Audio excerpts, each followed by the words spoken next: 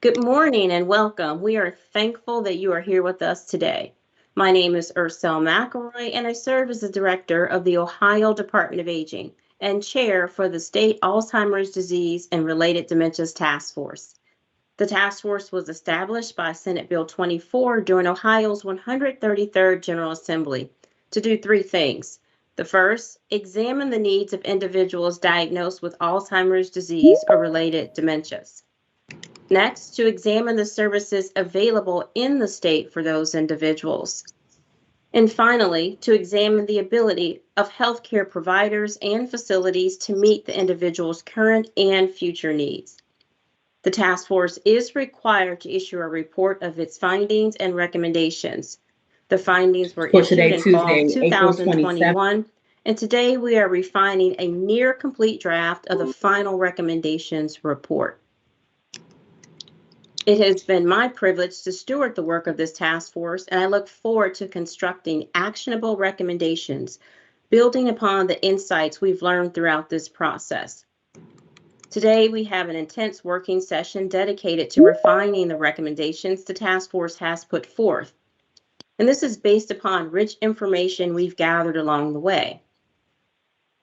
The ongoing consultation with task force members, who are a body of experts in a variety of topics, including clinical considerations, funding, regulation services, and much more.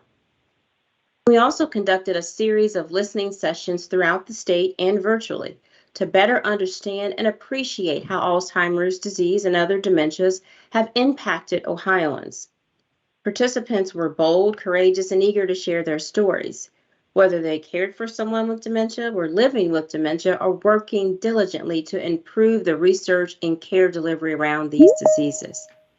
They appreciated the weight and urgency of this work.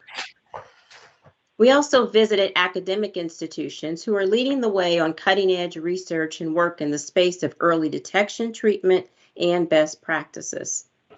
Our team has also hosted a series of discussions post-tour. We've gone to Benjamin Rose Institute, the Cleveland Clinic, Northeast Ohio Medical University, University of Toledo, Scripps Gerontology Center at Miami University, University of Cincinnati College of Medicine, The Ohio State University, and Ohio University. We've also, on an ongoing basis, gathered information, synthesized that information, and updated it where appropriate within the Ohio Departments of Aging and Health. We've looked to information from leading health authorities on neurodegeneration sciences. So today, it is my expectation or hope that we will refine our body of work with a continued sense of urgency and purpose. And while we represent various sectors of this complex system, I will continue to point us toward those solutions that will ultimately best serve the individuals and their families impacted by dementia. Members of the task force have had an opportunity to review the draft this week. Each section, parts 1 through 5, was made available sequentially and yesterday in whole. I want to thank each of the members in advance for understanding the sensitivity of the materials and the process we had to use to gather input. Today, it is our expectation that we will have a product from our team that can be refined in preparation for publishing. It is unlikely that following today's meeting that we will have any more sweeping or dramatic changes to this draft. However, we will keep you posted on our progress and any related announcements. And with that, I want to make sure you're aware of a couple exciting things on this front. The first is that I think this is really exciting, worked or partnered with the Ohio Department of Higher Education to release a request for proposals for research on brain health to the tune of $2 million over the biennium. The application period is March 1 through the 21st, and we anticipate having an announcement April 11th. We will certainly post this information on our website where you can find it at ohiohighered.org. We also will soon be releasing an RFP for an Alzheimer's and related dementia statewide resource program to the tune of about $4 million to assist with screening, referrals, training families, training healthcare businesses, and establishing a caregiver center. We're really excited about the potential with this RFP. And again, as more details become available, we will post them on our website at www.aging.ohio.gov. And then finally, I just want to make individuals aware of an upcoming conference to take place April 7th and 8th at the Youngstown State University, the OH Conference. It's the Ohio Association of Gerontology and Education. This conference hosts some of the, I would say, brightest minds in research around issues impacting older Ohioans, and certainly would encourage you to take a look and see if anything interests you with that conference. And with that, I would like to turn things over to really the senators who have made this possible. Senator Wilson, followed by Senator Yuko.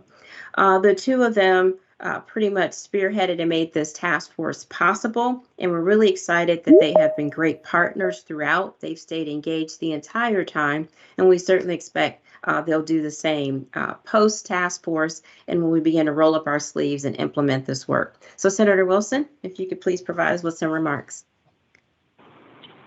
Thank you, Director.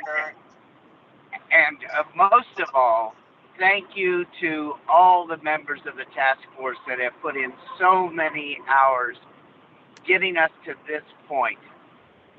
I know that each of you came in representing a different piece of the puzzle, whether it be diagnosis, whether it be education, whether it be treatment, whether it be home health care or assisted living, or whether it be memory care, whether it be nursing homes. It took everybody's perspective to put together this comprehensive report. Senator Yuko and I did this because Ohio did not have a plan. We were the only state that didn't have a plan on how to attack, to deal with, to prepare for Alzheimer's and other dementias, incredible growth within our society. So what you've done is so important. And I know that each of us, even though we have our particular interest, will support one another as we have opportunities for legislation or for regulations that implement this plan, these recommendations. So to each of you, thank you so very much. I'd hoped to be with you all day, but Senator Yuko and I got a little surprised this morning. I'm driving to Columbus. We have been called into session. So we'll be on and off all day, but I just welcome the opportunity to thank you for all the work you've done up to this point. And as the director says, this isn't the end, this is the start. Thank you, Director, for allowing me to speak. Absolutely. Thank you, Senator Wilson. And again, we really appreciate your just constant support of this work. Senator Yuko, good to see you on camera. Good morning. Good morning, Director. How are you this morning? Doing well, doing well. The floor is yours. Good, very much. Thank you very much. You know, this is a journey that, as Senator Wilson indicated, we started a while back. And we knew from the beginning that it would not be an easy task. We knew that the challenges were extremely on the large side, and it affected people from all 88 counties. We knew we had a lot of work to do. The caregivers were doing great jobs in their individual locations, but we also had a lot of families that were dealing with this situation in their own personal homes, often trying to do it on their own without the professional insiders to assist them and guide them. They didn't really know where to turn to. They didn't know how to navigate the challenges that lay ahead.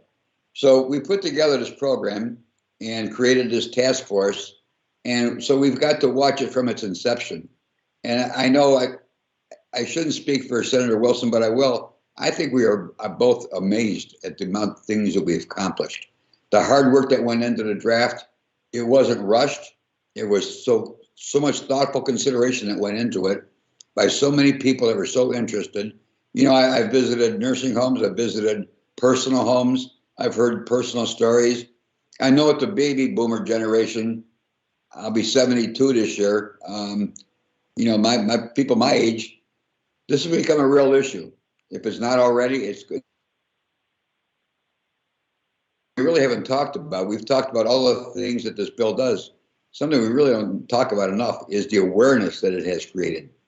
Because so many times people weren't just not quite sure what they were dealing with or what they were facing. And maybe it was that they'll put your head in the ground and you won't have to deal with it. But it's in our face now. Now we know that we have a problem. We know that we have people there to help us address it. We know that the family member, the spouse, the children, the grandchildren, they're not alone. And I think it's because of all the hard work, the sharing, the time commitment that all of you have put forward. And it's been a phenomenal process. And like I said, you know, Senator Wilson and I will put our name on the Senate Bill 24. So people think we did it all. We didn't. You did it all. And I can't thank you enough for it. I know from talking to people in my district and all throughout Ohio, as we share them the news of what we've done with this task force, what we've done with our draft already, and the future that is looking a lot brighter in Ohio for these families dealing with this terrible disease. And I'm just very, very happy and proud that we were part of it. And I'm even more proud that I have so many wonderful friends all throughout Ohio who stepped up to the plate and hit it out of the park. So from the bottom of my heart, I want to thank all of you. Thank you, Senator Yuko. Thank you. And so at this time, I would ask Alex if you could call the roll. And if you could also, I would like for you to bring special attention. I think we have some new faces in the room. So while you do the roll call, if you could acknowledge that, that would be great. Thank you. Oh, thank you, Director. I'd be happy to. Good morning, everyone. As I have previously gone through the roll call, what I will do, I will begin with task force leadership, proceed through our governor's appointments, followed by legislative appointments, and lastly, those who have been appointed as representatives of our executive agencies. Chair McElroy. Present. Vice Chair Dieferheimer. Present. Addison. Present. Beach. Present. Blau. Bolin.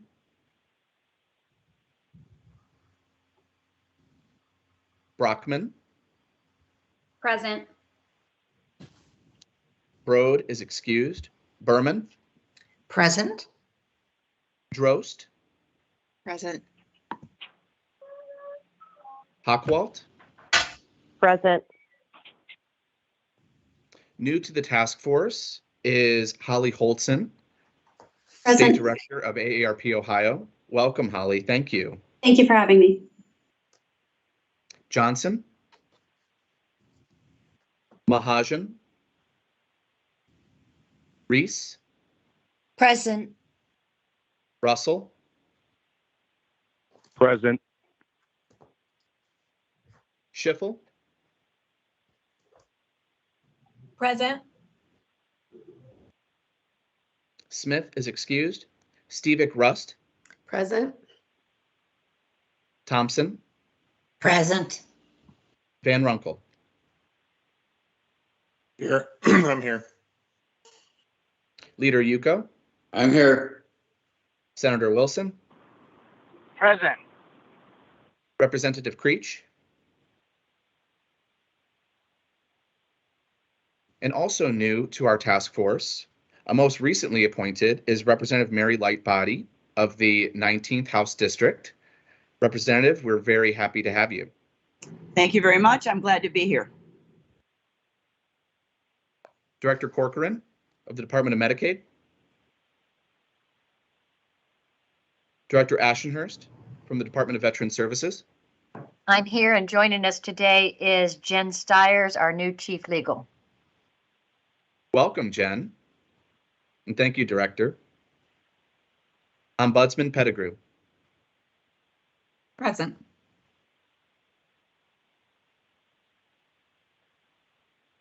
I will again call the name Blau, Bolin,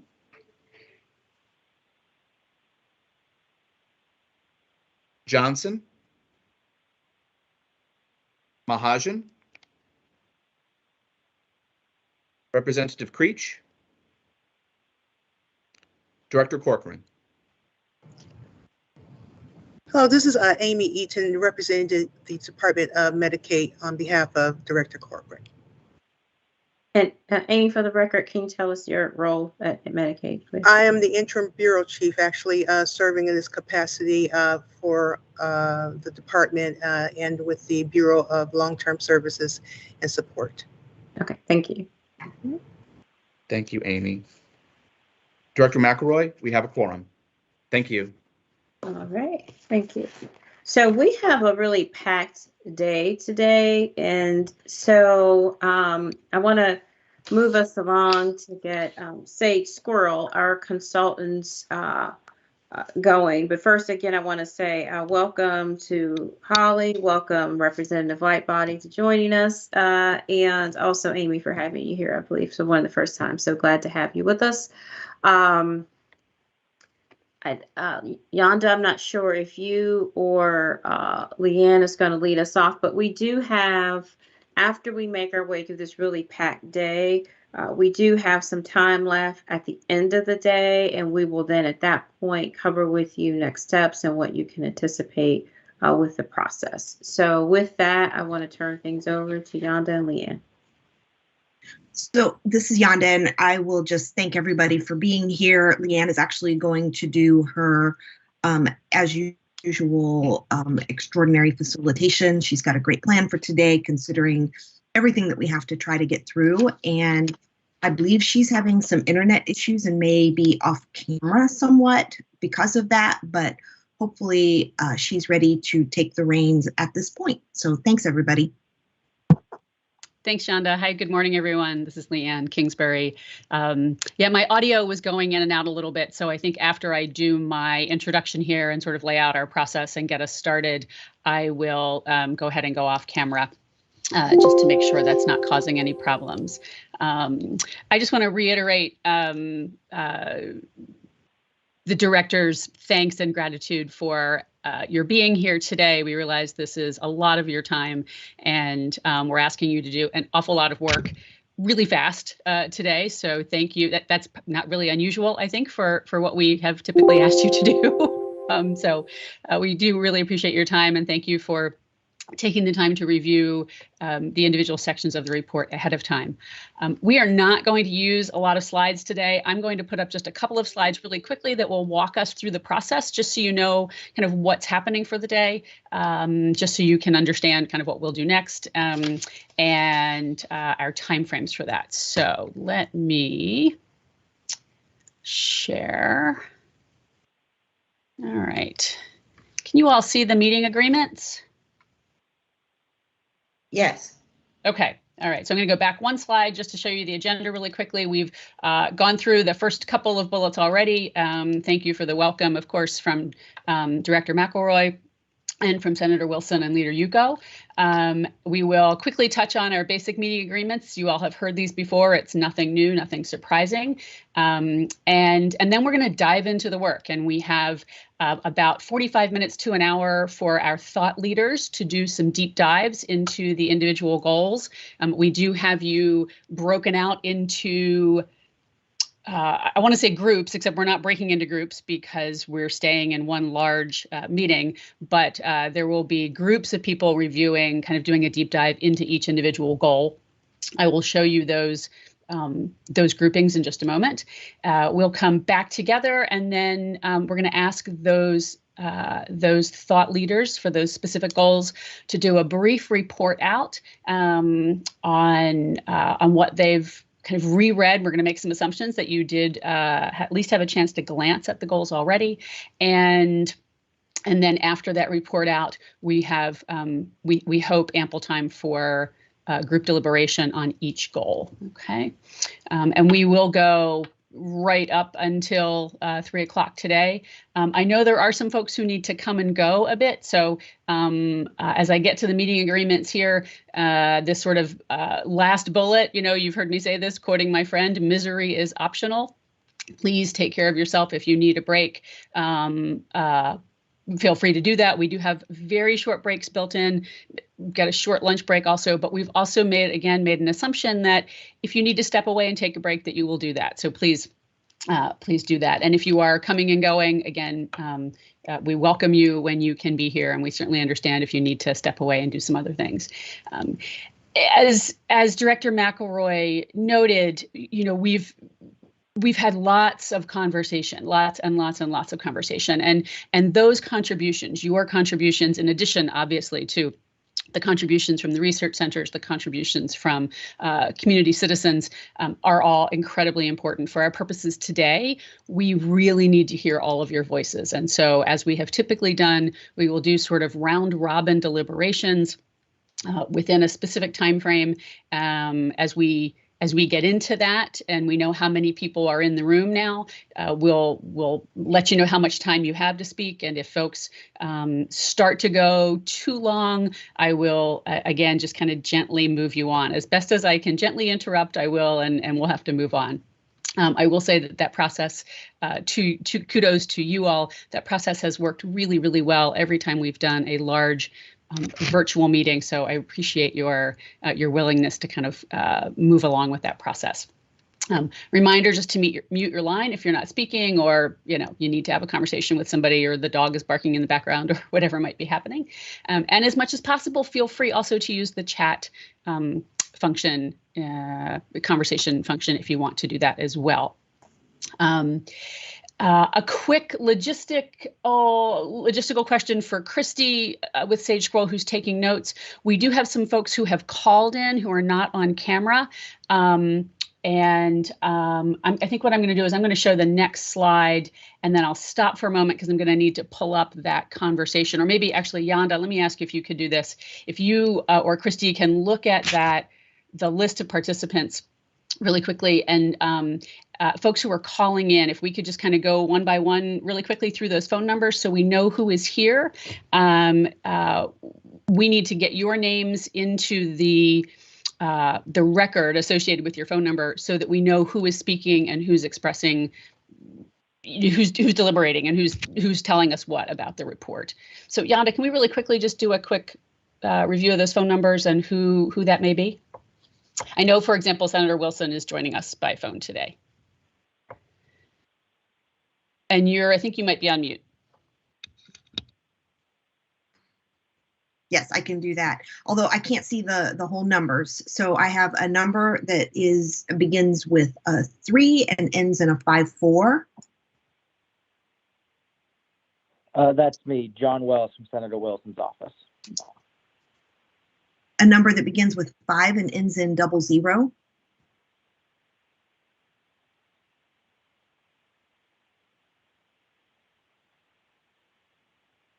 I have that as Senator Wilson. That was Senator Wilson. Yes. I'm sorry, that is me.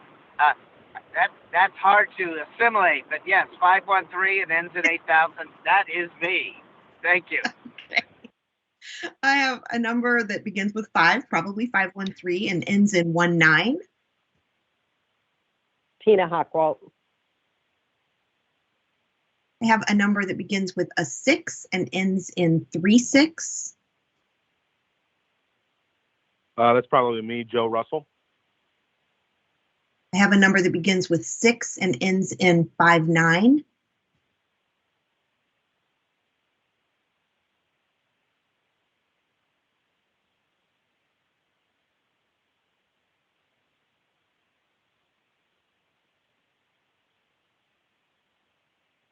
And those are all of the people that are showing up as phone numbers only.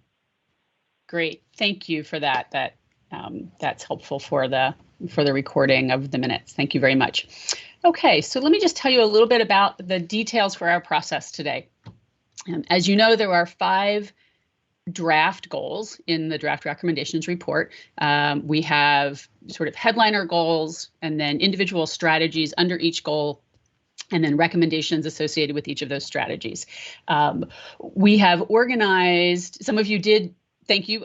Some of you were able to send your request ahead of time to say that you would like to be in the group that reviews a specific goal. So we've done our best to accommodate those requests. We've organized you into 5 groups, and those groups are organized by goals. So there's group 1 that will do a deep dive into goal 1, group 2, deep dive into goal 2, etc. And again, we're sort of using the language of thought leaders, if you will, for today's purpose. So you will be, as a member of that group, you will be the thought leader or thought leaders for that particular goal. For this first hour, and I'm not sure that we'll need a full hour. We had a different process laid out earlier in the week, and then had some good opportunity to kind of walk back and forth around the best way to do this with ODA. So I'm not sure that we will need a full hour for this next phase. We'll see where we are at about 40, 45 minutes. And that may just give us some flexibility and a little bit of a cushion later in the day. But assume for the moment that first 45 minutes to an hour, because we can't break into groups, because of the need for open meeting to meet the open meeting requirements, and asking you to sign in and sign out and move from one link to another, just it doesn't work. So for the first 45 minutes to an hour, we're going to ask you to go off camera, I will, well, I have the goals ready to share with you on screen, but we won't be able to do all 5 at one time. So you'll need to sign into if you're not already signed into the ODA shared file, and pull up whichever goal whichever goal group you are assigned to. So if you're in group 1, you'll need to go into the shared file and you'll need to reread goal 1. And in this case, you're doing a really deep dive into it. And we want you to really focus on those strategies, those recommendations. Are they in the right place? Do they fit? Do you have any substantive concerns about it? As you read through that, is there anything for you that feels like it's missing or that's inaccurate? And if that's a concern for you, if you have a concern, then the second question after, do you have a concern? The second question is, for you, what needs to happen to address that concern? What would you like to see happen so that that concern is addressed? And I'll have these questions up on the screen. You don't have to remember them. And then the third thing we'd like to ask you to highlight is there something really strong that stands out for you? Is there something as you read through it that is critically important and very strong, and you really want to make sure that it stays there and it stays the way that it is, okay? So we have about 45 minutes to an hour for those deep dives. We will come back together, and what we're going to ask you to do at that point is we'll begin our deliberation process. What we're going to ask you to do is I've identified one person from each group who will give the full group a very quick overview of the goal that's just been read. So give us just a brief rundown so that everybody is kind of operating from the same information. I will have that goal on screen, okay? We'll ask you to do that kind of quick overview. And then each of the thought leaders in that group, we will ask you to take just a couple of minutes and kind of give your perspective, answer those questions, share with the group your reflections on the goal in which you've just done or for which you've just done that deep dive. We will then have 20 to 30 minutes to do full deliberations with the group. And full deliberations could be questions that group members have back to the thought leaders. So if I, for example, if we're reviewing goal 1 and I will happen to be in group 2, I might have questions for the folks that just did the deep dive into goal 1. So we have time then for those deliberations. We'll then move on to the process throughout the day. Just so you're aware, the information that we are capturing in the process that we've been using with ODA all the way through for collecting feedback and providing synthesized information is we capture in this case, we'll be capturing the goal about which we are deliberating. We'll be capturing who's speaking. We will be capturing Any of the if you have any substantive concerns, we'll be capturing those. Aligned with that, we'll be capturing the answer to the question, what would you like to see happen to address your concerns? And we will then also capture the strengths piece.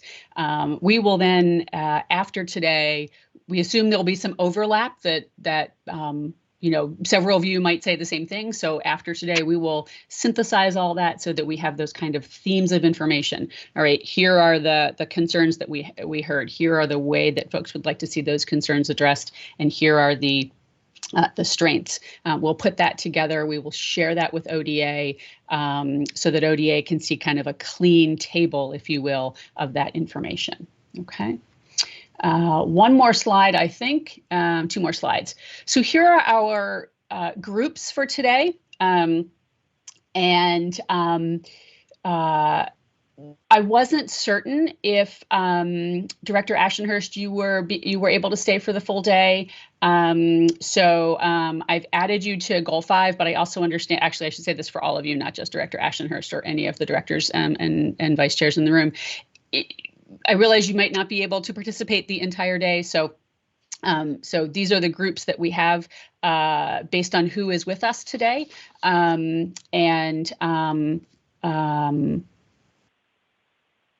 if you need to leave early, if you need to come and go, we will make do. We will work through that. That's helpful. This is Director Ashenhurst. I do have to pop off for a meeting, and then I'll be back in. I'm going to try to be here most of the day. Great. Oh, wonderful. Wonderful. Thank you. Amy, I have added you to, thank you for joining the task force. Welcome. And we've added you to goal 4, group goal 4.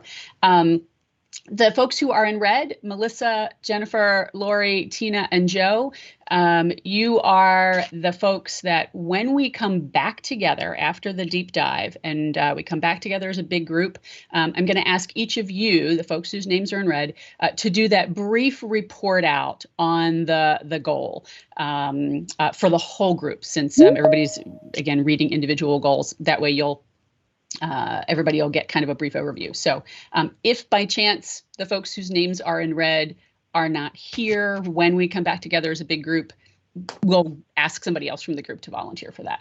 But that's our plan right now. So goal 1, Melissa, Bonnie, and Vice Chair Diefenheimer. Goal 2, Lori, Sally, Doug, and Lisa. Goal 3, Joe, Pam, Trey, and Aaron. Goal 4, Jennifer Drost, Pete, Holly, and Amy. And goal 5, Tina, Jean, Greg, and Director Ashenhurst. Director McElroy and representatives and or leaders and representatives and senators on the call, I did not assign you to specific groups. I am happy to do that, but I made an assumption that you would be interested in hearing all of the information and would be looking at sort of the entire report. So I did not assign you to specific groups. All right, and a reminder of the questions, and we'll get ready to step away to do our deep dive. We'll also take some questions for a moment in case the process isn't clear. So as you are diving into your specific goal, and so there are the goal groups again, I'll put them back up just to remind folks in just a moment.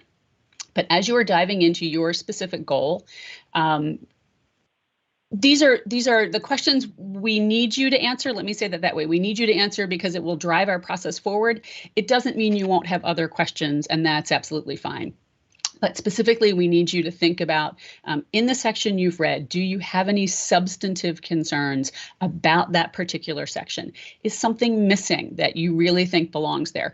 It's possible that it shows up in another goal somewhere else. It's fair to say that there are not necessarily hard lines between every single goal, strategy, and recommendation across the report. There are certainly some strategies and recommendations, we juggled a bit and said, well, it could go under this goal or it could go under that goal. And we made some initial decisions about that. You might feel differently. You might think it belongs somewhere else. So feel free to point that out. Anything inaccurate, if there's something that we've captured in the wrong way. We've used the wrong language. We've used the wrong reference to data. Feel free to point that out to us. And then again, what is it you'd like to see happen? Again, that's going to help drive this process forward. What would you like to see happen to address your concerns? And also what stands out as strong and effective? And you might just say you like the goal, you like the way it's written, and you're good with that. But if there are some specifics, again, we'd like to really capture that. Those are important, important highlights. Okay. Let me stop sharing for a moment. And let me ask if there are questions. I realize it's a little bit of a jumping around process, making do with not being in person. As you all know, I would love to be in the same room with you. I think that is the best. So we're making do with our virtual platform here. But let me ask if there are questions.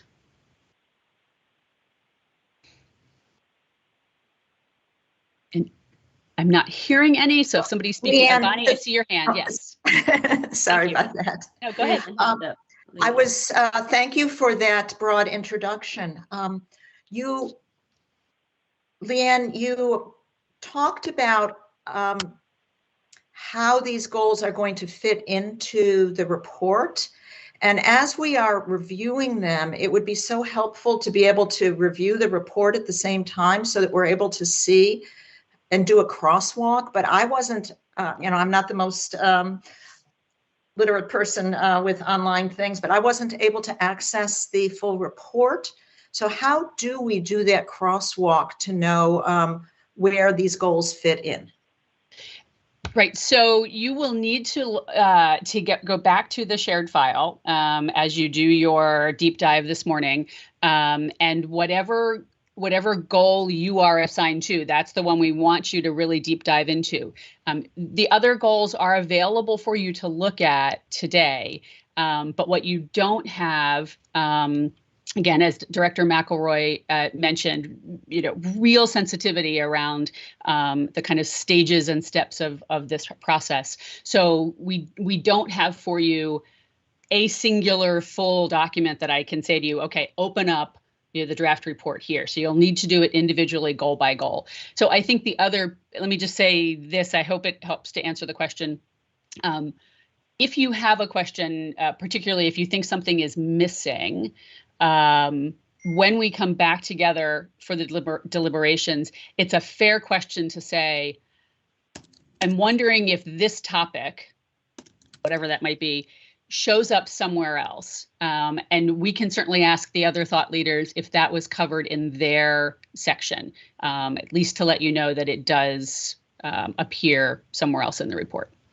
So Leanne, my question really wasn't about the other goals. It's about the report itself. So when you look at the goals that we've got, they look like they're at like page 58 and on.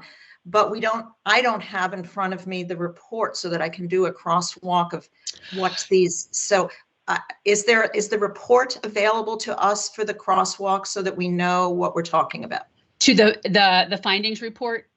No, what will be the recommendations report, I guess, or is it all one? This is what you have available right now is what we have. Okay. Yep. Okay, so there's an executive summary and sort of a lead in to here's how the task force operated. Here's some of the process we used, but it really does dive right into here are the goals and recommendations. So I think, and I can add a little bit of clarity to that, Leanne. So there are a couple of things. If you recall, we had the findings report, which was released. It was more high level. There was also a more robust findings report that would be or could be a lead into these recommendations. And so I think based upon what we hear today and what we see today, we will make some decisions as to whether or not it will be one complete report, which would be pretty substantial, or if we will just release these recommendations by themselves. I think a lot of this is going to depend on what we learn today, what we hear today. And there will be no surprises. I mean, everything, all of the recommendations are born out of what this group has agreed upon or elevated over the multiple meetings. That is true both for the findings as well as for the recommendations. So at this point, we don't have a full report to share with the group. Again, as mentioned, because of the sensitivity of it. But that being stated, we wanted to be certain that you had all of the pages that would reflect the true recommendations, right? The recommendations from this task force. What is the task force putting forth? So you should have had access to, as of yesterday, all 5 of those goals and then the recommendations within each of those goals. There are no recommendations outside of those. So hopefully, and even this morning, my belief is that you can go in and see all of those things as well. Alex, I believe that's how the share file is set up this morning. So if you see if it seems like more pages, Bonnie, it could be a variety of things. I believe, Leanne, how long is the recommendation? How long is that? Like, I thought that was 20 plus pages. I think we have. Yeah, so I think we have, I'm going to do, let's see, I have a total of 26 slides, 25, 24, 3, 2, 1. I think it's 18 or 19 pages that we shared. Well, that's so helpful. I'm not sure why at the top the page numbers start in the 50s, so that's why. Okay. Thank you so much. Bonnie, thank you. I just noticed that also. I didn't put it together. Yeah, I just noticed that as well. Yeah, when I pull it up, it does start. Goal 1 actually says page 56 at the top. No idea. There are not 56 pages in front of that goal at this point in time. So no. Thank you. Yeah. I guess the only thing that would change that is if, in fact, there is a more robust findings report. It keeps the same recommendations we've had intact, but it gives a little more explanation behind each one of those recommendations. So go ahead.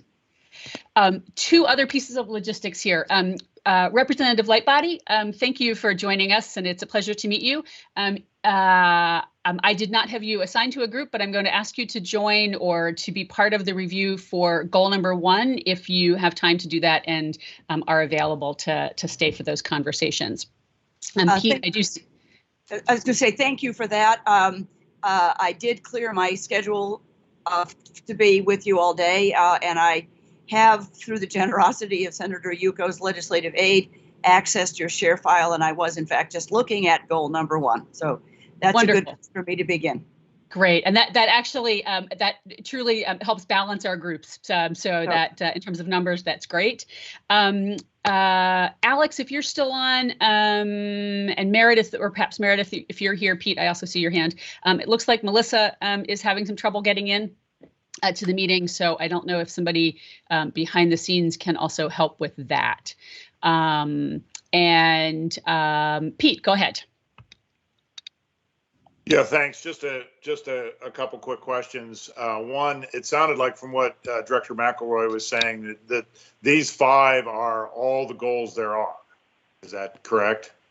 Correct. It's not going to be like another meeting with more goals or something. Not to my knowledge. Okay. No, these are the goals, right? These are the goals. Question number 2, is there, and this is a technical issue that's probably my thing, but I couldn't figure out a way to download the files, the individual goals, since they're all files.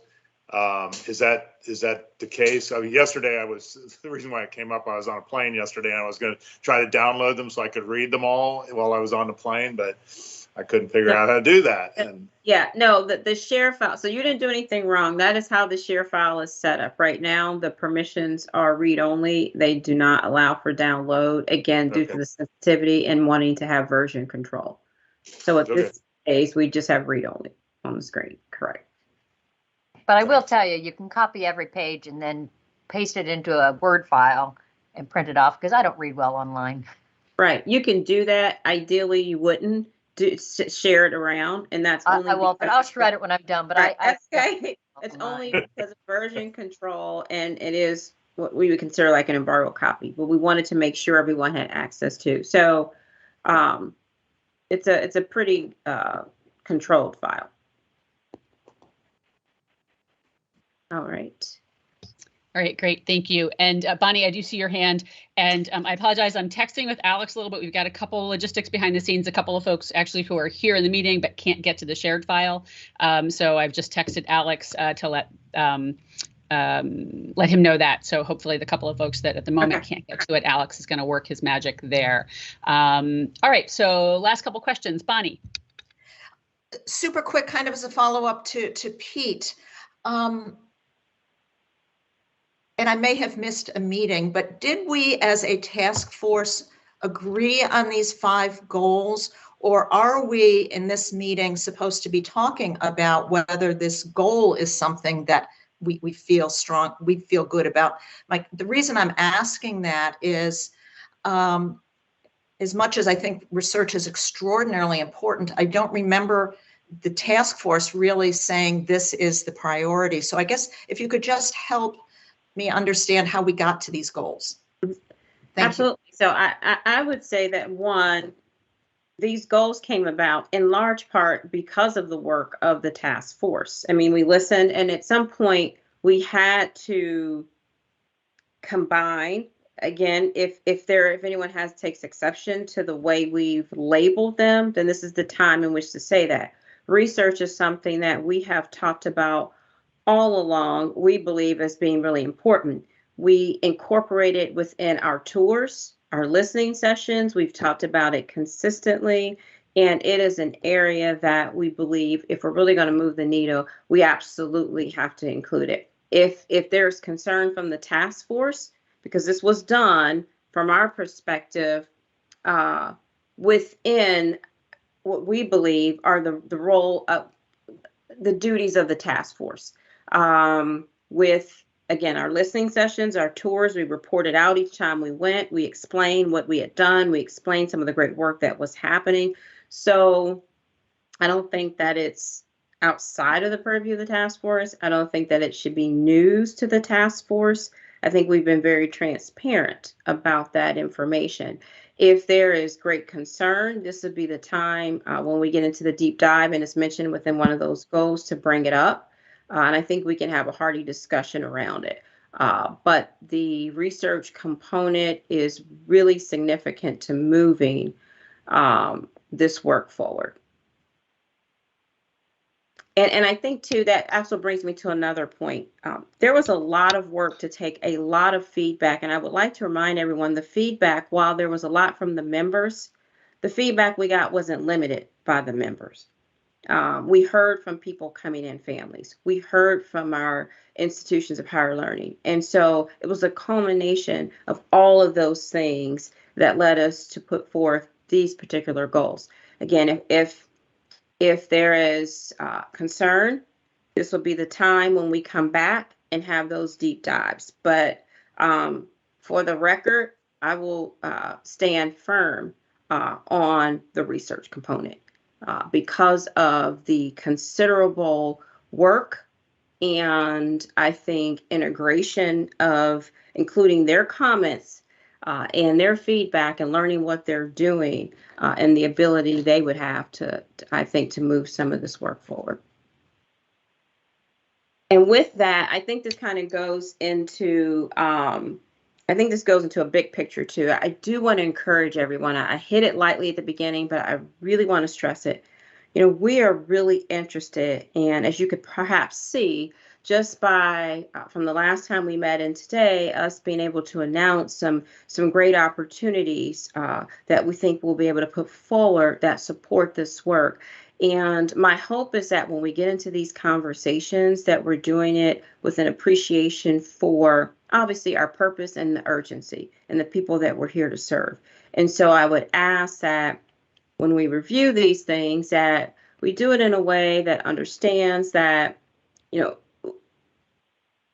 we really don't have, I think, the time on our hands to debate each point that we've already, in some places, I think, already have agreed upon. I mean, in this, what we believe we've put in forth with you today are those things that we walked away in that December meeting, believe that we had agreed upon. This is, in my opinion, more so the presentation of that. And that's why the questions were framed the way they were. If there's something that's incorrect, we need to know that. If you have an idea on a different way to present something we've already agreed upon, then we want to hear that. With that, Leanne, I don't know how you want to move us on because I see time is ticking. Yep. And we've got a fair amount to get through. All right. So, great. Thank you, Director. So I'm going to share one more time the slide that has the groupings on it. So you know what part of the report we are asking you to review. And it is 9:54. I think time-wise, we're doing just fine. So I'm going to ask folks, you are welcome to go off camera. Please mute your audio. And we're going to ask you, based on whatever goal you are assigned to kind of dive into that goal and really do a deep dive around your reflections, any concerns you have, any questions you have about that specific goal. We will check in with you at about 10:30 and see where we are. We have time on our agenda until 10:45 for this part of the process. So we are good to go to that time if we need to. I will ask that, so the Sage Squirrel team, so you know, is going to stay on, we'll be off camera, but we will be here. If questions come up, feel free to give us a shout out or raise your hand and we'll keep an eye on the screen for that. If there's a question I think that applies to the whole group, I will just try to kind of flag folks and get your attention and say, you know, hey, there's a question coming up and let me just share that with you and kind of add that to your reflections. So if we're good to go, I'm going to ask you to dive into your goals and we will see you back here. I'll check in at about 10:30 and see how we're doing and we'll move ahead. Thanks, everybody.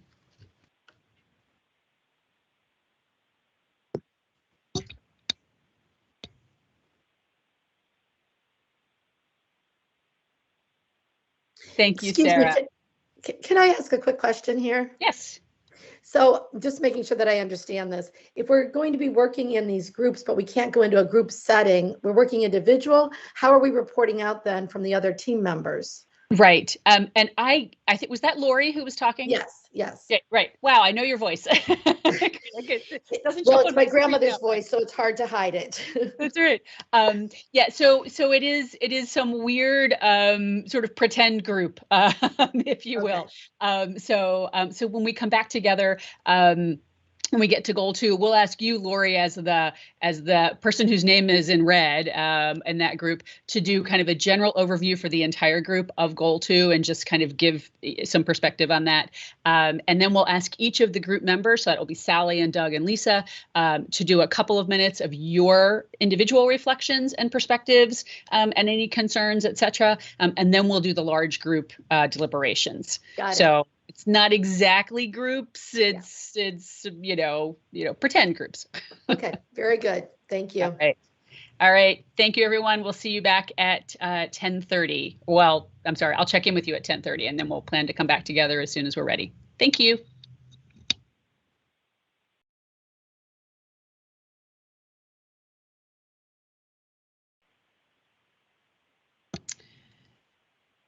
Okay, 10:35. I think it's go time. So I am going to share on the screen goal number 1.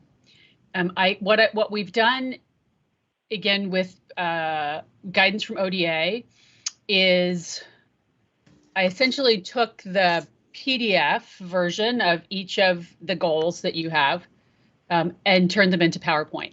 But what that means is there's 1 page per slide. So goal 1, for example, I'll put this up in just a moment, but goal 1 is 1, 2, 3, 4, 5 slides on my screen. So you won't be able to see all of them at one time. As we begin to dive into this, if there's a specific part that you'd like me to share, I'll just need you to say, Can you pull up recommendation number 7 or something, and I'll pull up that page. So it'll be a little bit of back and forth and a little bit of scrolling through slides, but I think it will work. And so what we'd like to do now is the goal 1 group is Melissa and, oops, sorry, I'm looking at an old list. Let me come back here for just a moment. Melissa and Bonnie and Representative Lightbody and Vice Chair Dieferheimer. And so Melissa, I'm going to ask you to do just a quick overview of goal 1. We've got good time here. So, I think 3 to 4 minutes if you need that much time. Do a quick overview, and then I'm going to ask each of the group members to give us your reflections and your perspective, and share with us those, respond to the questions that we asked, and then we will have a good 30 minutes for group deliberation. All right, so let me pull up goal 1 so everybody can see that. And just a moment, the right screen. Okay, can you all see that goal 1?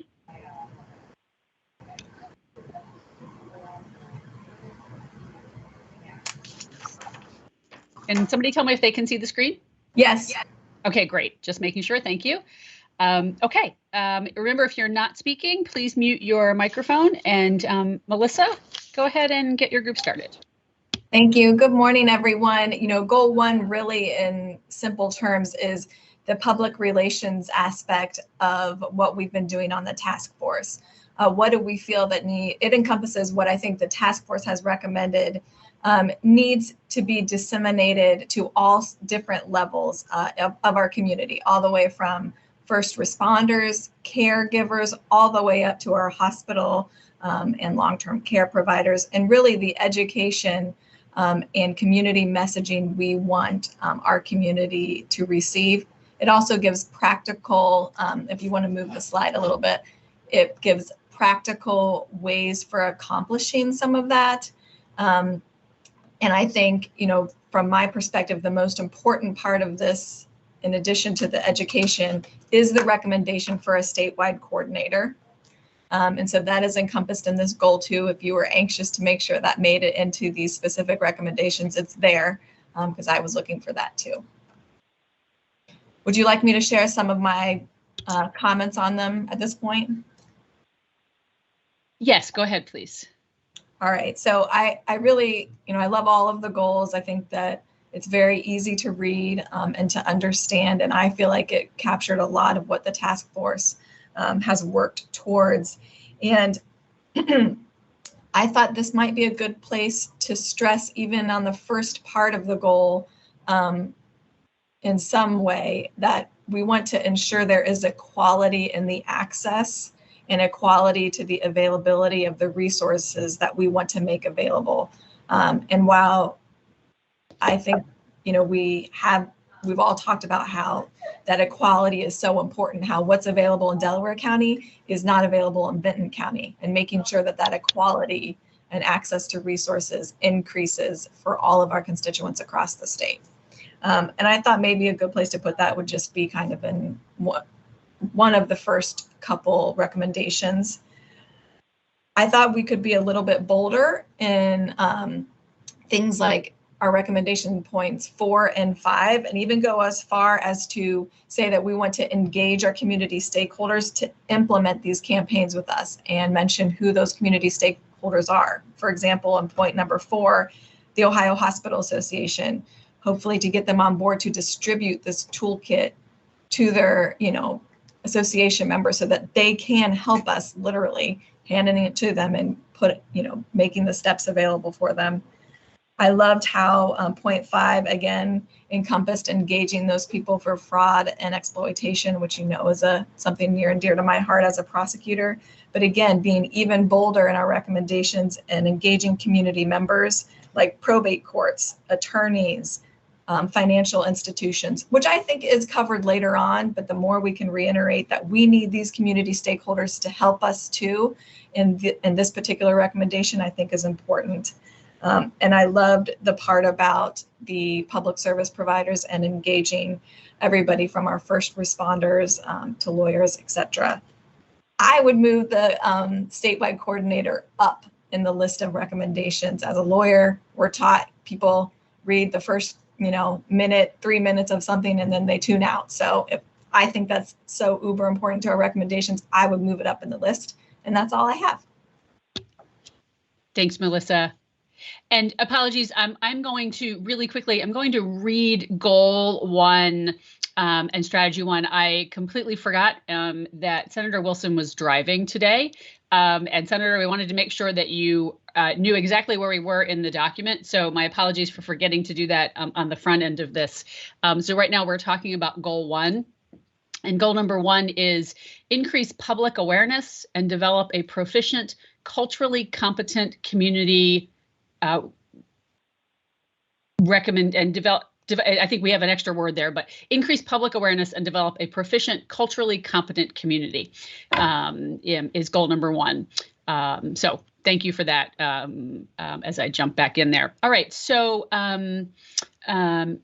Bonnie and Representative Mary Lightbody and Vice Chair Dieferheimer, I'm not sure whether you were still, I know you had to hop in and out, but let me turn it over to you. Each of you have just a couple of minutes, if I can limit that to about 2 minutes, and give us your reflections, and then we'll get ready for the group deliberation. Who do you want to start?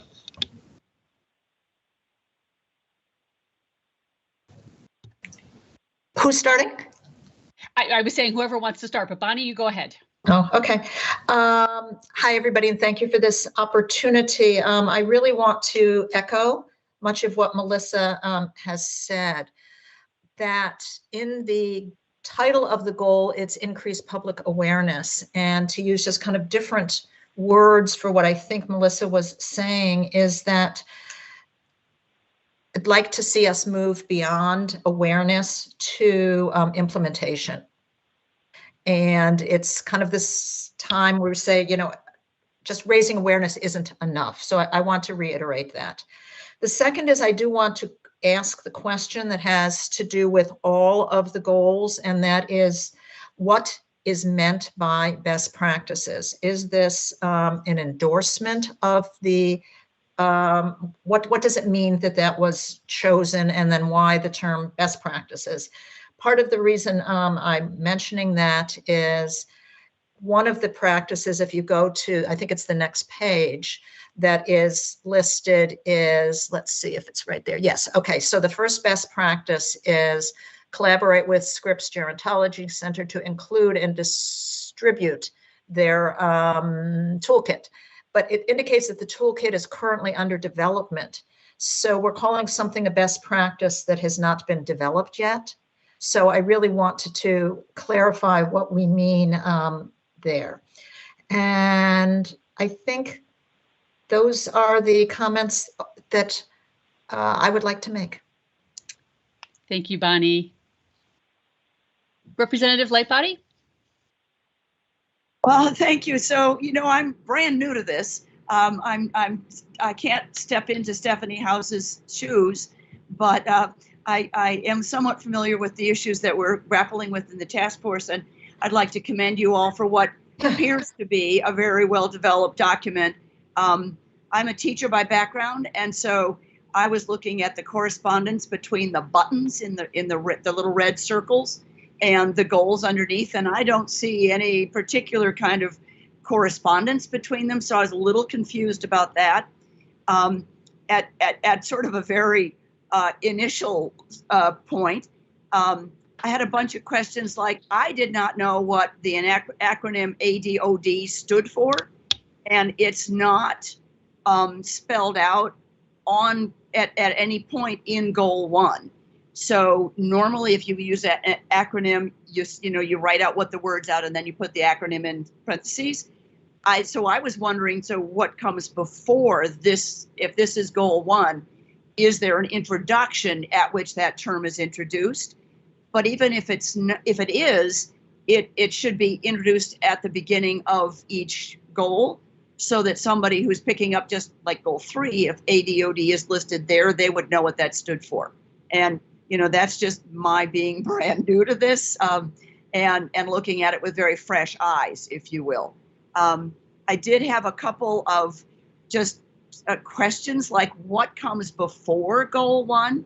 Is there an introduction in general to the state of Ohio in terms of the Alzheimer's population, people who are aging, who are developing dementias of a variety of types?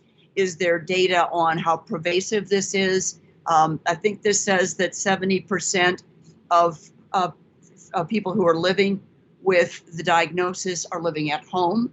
But how many people are we talking about? How many is that, right? So, and again, that's because I'm brand new and haven't been involved in any of your conversations. I don't mean it as a criticism. It's just I wondered how this fits with what comes before. Also, I'm someone who likes a big picture.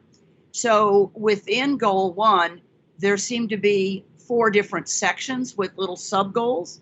And I would actually like on the first page of goal 1 to see those 4 listed out with maybe the terms that are in the little red buttons as a hint about what might be contained, and then move into this goal 1 page that launches into each one of those sub goals. In terms of was anything left out? I didn't see anything, but I'm new to this, so I will defer on that one to others.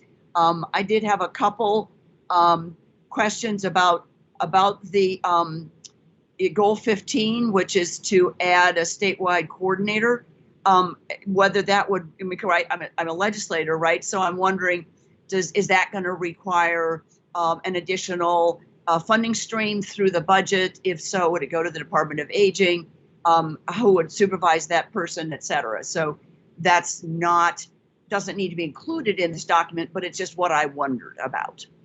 And other than that, I think it's an excellent document, and I'm pleased to be collaborating with you at what appears to be the tail end of an extensive work group effort, and I commend you all for this document as it stands now. Thank you so much for your contributions. We appreciate that. Tail end or not, very, very valuable. This is Leanne. I can tell you just a couple of quick answers that might help in case anybody else who is new has the same questions. The red sort of buttons, as you referred to them, actually link to the findings report, to the specific data in the findings report. So you can't see that obviously in the information that you have, but there is a lead into goal 1 or to the full report that does capture that information and specifically directs people to those areas in the findings report if people are looking for more specific data. You are absolutely right about the acronym. We do lay it out again in the beginning of the report, but I think you make a very valid point, just that if somebody picks up the middle of a report and they haven't seen the front end, are those acronyms clear? So thank you for that feedback as well. Okay. Vice Chair Dieferheimer, are you still with us? Hi, Jenny, welcome.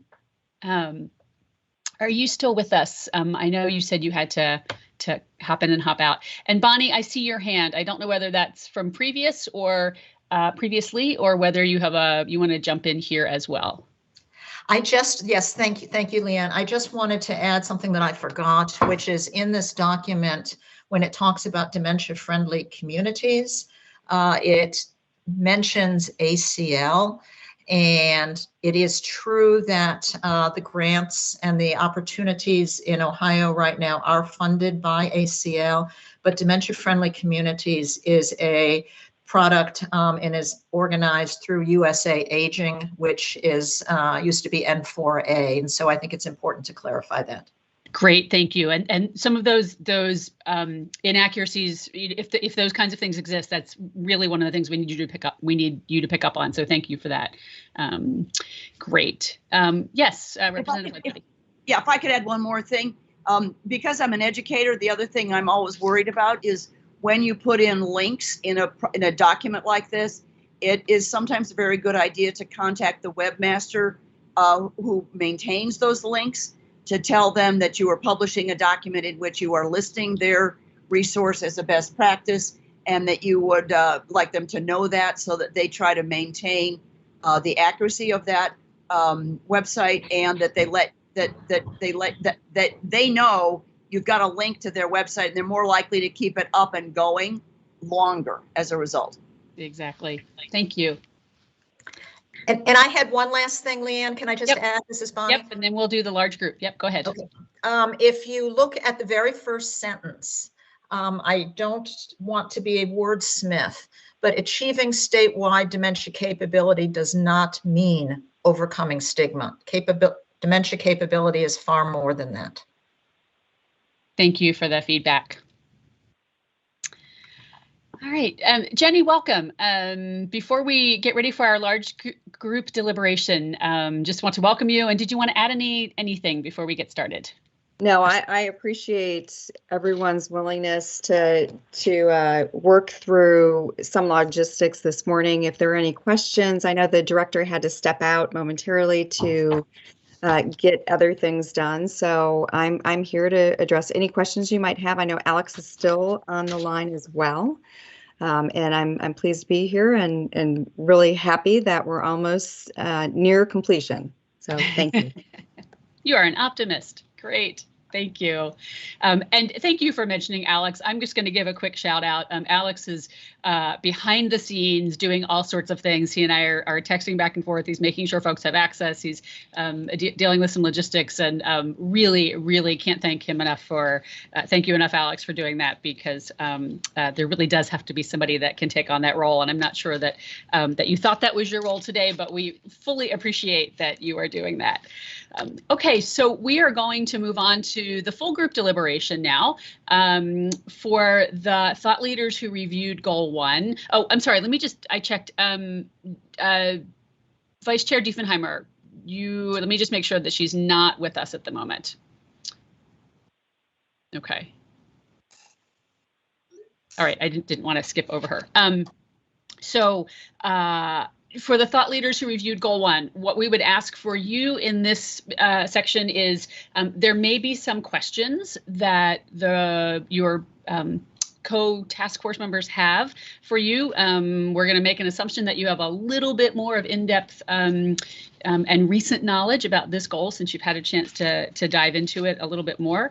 But we're also making an assumption that most of you hopefully had an opportunity to at least do a quick review of each of these goals. So this is an opportunity for everyone to weigh in on Goal 1, think about the questions that we asked relative to each goal, ask questions to the thought leaders. We have about a little bit more than 30 minutes. So given our numbers, that means we have probably 2-ish minutes each. That I'm going to be cautious there just to make sure we can get all the way through. But that'll be our process. And I'm just going to do a round robin. I've got a roster of who's here today, and I'll do a round robin, and we'll kind of rotate that a bit, so not the first, the same first person doesn't start every time, and we don't end with the same person every time. And Jean, I see your hand. That's a mistake. I thought that was how we were going to make comments. Please disregard it. Oh, okay. Well, and you are also welcome to add information to the chat. Absolutely. I know that Trey was going to have to leave a little bit early, and Sally, I see you on camera, and I'm thinking you also had to leave a little bit early. So I think I'm going to start with Sally, and then I'm going to go to Trey, just because I want to make sure I give you two a chance in case you do have to hop off before we can get to you. So Sally, can we start with you for Goal 1? Sure. And actually, Leanne, I'll be on and off throughout the day because we have a staff training day. So I'll be in and out throughout the day. So so in regards to the questions, I guess one of the things when I read Goal 1 is when we were talking about training, some of the goals, and I may be using a little bit too literal, is we talk about developing training in some of the strategy areas. And there is so much out there. I think it would be great if we could use existing curriculum. CMS has good stuff, ACL and the NADRC. The National Alzheimer's Disease Research Center, I'm sorry to use acronyms, have some just excellent trainings. And so, I think we could use up a lot of time and resources reinventing the wheel. So that was one of the things, just from I guess one level, is and I was just looking at the word. So if we could look at ways to, utilize good existing curriculum, I think there's just tons and tons of examples out there, was one of the areas that really stood out to me with Goal 1. And then if I look at, and so I guess that would be my suggestion in regards to what, you'd like to see happen to address the concerns. And then I think 2 of the strategies, and I hope this is what you want me to do, that seem to stand out as strong is, I agree with Bonnie. There's some really exciting work around dementia-friendly communities, and I think it would move us past that public awareness and into implementation and action, and some of the things we're talking about in the goals. So I think that would be an implementable strategy. We've got some really great work going on through multiple demonstration grants in Ohio now that we can continue to build on. And also strategy 14 with the one-stop resource centers. I know we collaborate often with our ADRN, with our local area agency on aging, and it's just a great clearinghouse for things. And so using systems that are already in place that people are familiar with seems to make sense. And sometimes folks call and it ends up not being a cognitive issue, and that way they can get plugged into other things too. So those would be my comments in regards to Goal 1, and I'll put myself on mute unless you need clarification on anything. Thank you. I'm going to move to Trey.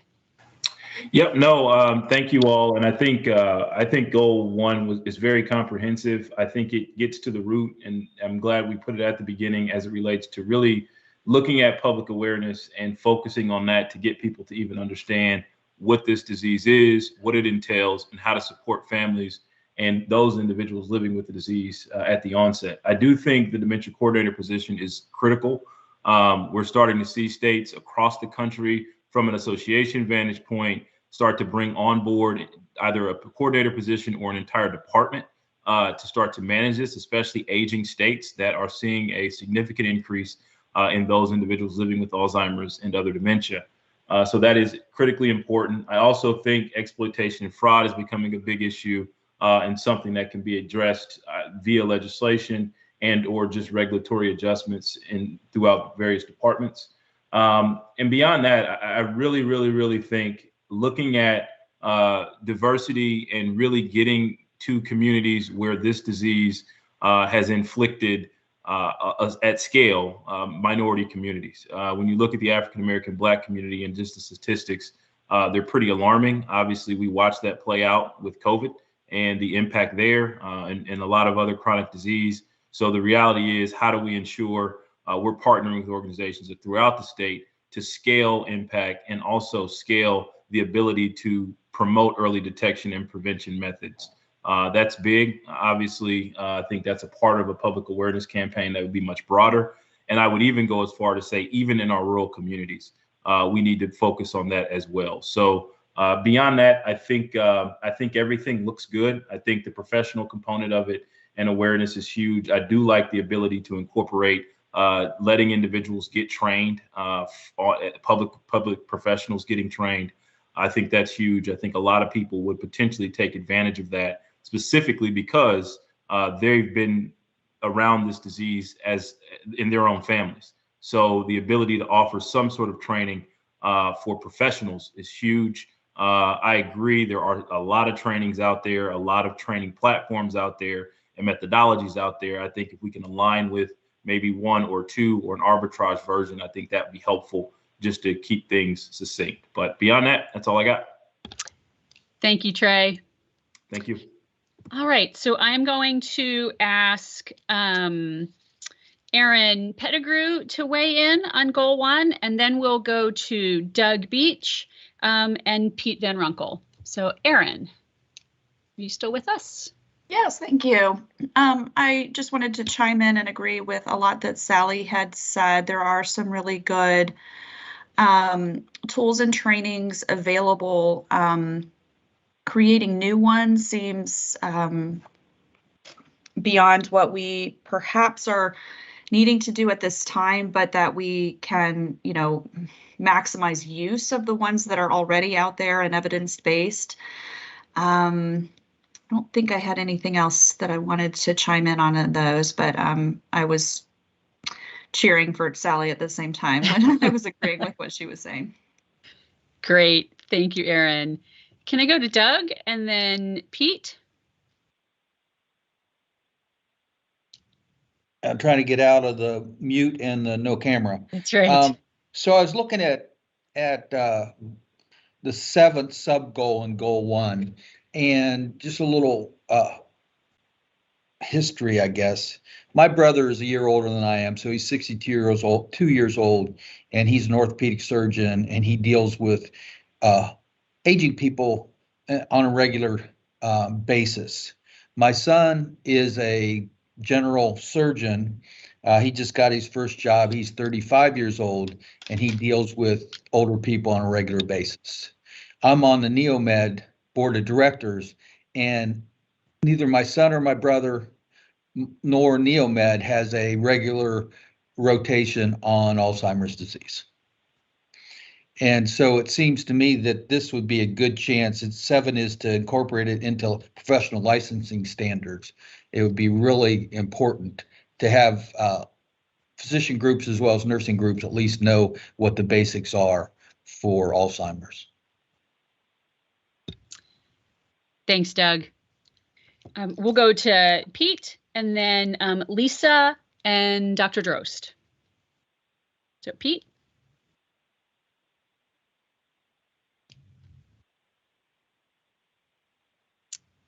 Pete, are you with us? Might have had to step away. I think Pete said he had to jump off at 11. Okay, so we'll come back to him to get his feedback if we can later. So can I go to Lisa Brockman and then Dr. Drost and then Jean Thompson? Yeah, so I really agree with all of the comments that have already been said. I think the key sort of for all of these goals for me is to make them very actionable, and they're all very well written and sort of overarching themes that I definitely think we want to do, but I think really having the specifics on how we hold people accountable, what the program, who puts the program in place that educates the, you know, doctors, nurse aides, and all of those kind of things going forward. So I echo all of that, and then do say that the best practice call outs, I think, are a really strong point of all of the goals as well. Thanks, Lisa. Dr. Drost and then Jean. Great, thank you. And yes, I think all the comments so far have been spot on. I think there's a couple of opportunities within here, kind of echoing Doug's point to perhaps use, I don't know, a little stronger language than encourage, right? Like, I mean, I think that's a really hard measurable goal, you know, to encourage. So kind of echoing, you know, point 8 maybe is a bit of a reflection of what, you know, what Doug was suggesting, but it's encourage higher education organizations across the state, many of whom receive state funding, right? To include specific training on ADOD. So I wonder if there is an opportunity to, again, be a little bit stronger in that language, so that we can ensure that all of our physicians, nursing, et cetera, have at least a basic understanding of working with folks with dementia. So that was one point. And then on number 10, while there might be some sectors of, you know, public service, transportation providers, you know, I think that there's other sectors of public service, emergency services, law enforcement, again, where that voluntary word here seems like we're missing a potential opportunity. Thank you. Jean? And after Jean, we'll go to Pam Reese and then Holly. I would just echo the importance of that one-stop shop for help and assistance. And I believe in the goal, it's really true, the area agencies on aging. And I think, you know, that terminology has actually been used for a lot of years in different things. I know Medicaid had sort of used that terminology quite a bit. But I think in listening to this sessions I made it to where actually members of the public came, I think that's incredibly important to have that regional resource level for people in terms of what to do. That's what I heard them saying loud and clear they wanted, was somewhere where you could call and find out or strategies that you personally with your family member or loved one or you yourself could move forward with. So I'm very supportive of that concept, you know, and I do think that the fraud and exploitation is important. You know, it's a very tricky thing, I think, the fraud and exploitation, because often, which is unfortunate, but that fraud and exploitation can be by people very close to the individual. And so the reporting of it isn't necessarily always happening. It is incumbent really on some of the other people mentioned in this report, such as the banks or attorneys or etc., to sort of know that something's happening and have a place to report it to. Sometimes that can be family members that are actually doing the exploitation. I don't think that's an unusual circumstance in this case. So I'm supportive of those efforts, and also to make sure that it's not just incumbent on family. That's it. I agree with lots of the other comments as well. Thank you, Jean. Pam Reese, and then Holly, and then Lori Stuvik-Rust. Okay, Pam? thank you. Yes, this is Pam. And I'd like to say that I do agree with almost everything in this goal. In fact, everything. But the one part I'd like to emphasize is the need for the dementia coordinator. I truly believe that it would be such an important role to enable that we keep the focus, we keep an ongoing and fluid process, and someone that can kind of track where we're weak, where we need to be, have more energy, for lack of a better word, as to the needs of the state. But other than that, I truly do like it all. Thank you.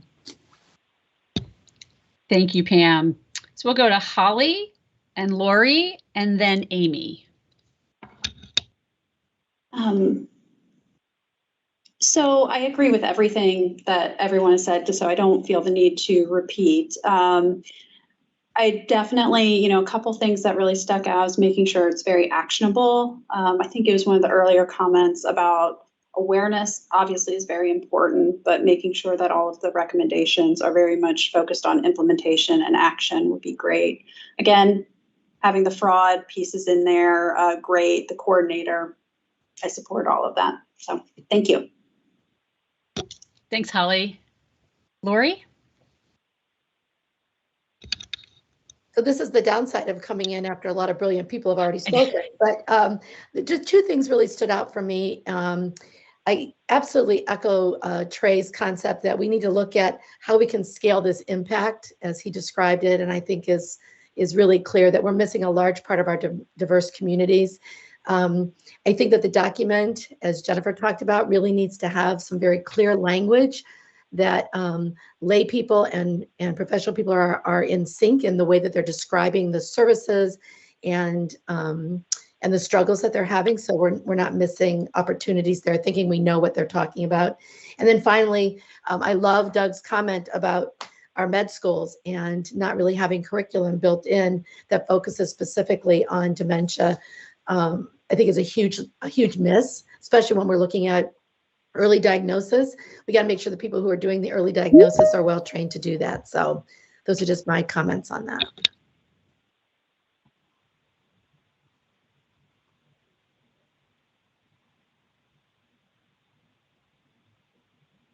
Oops, I'm sorry. I think I was on mute. Thank you, Lori. We're going to go to Amy and then Tina and Joe.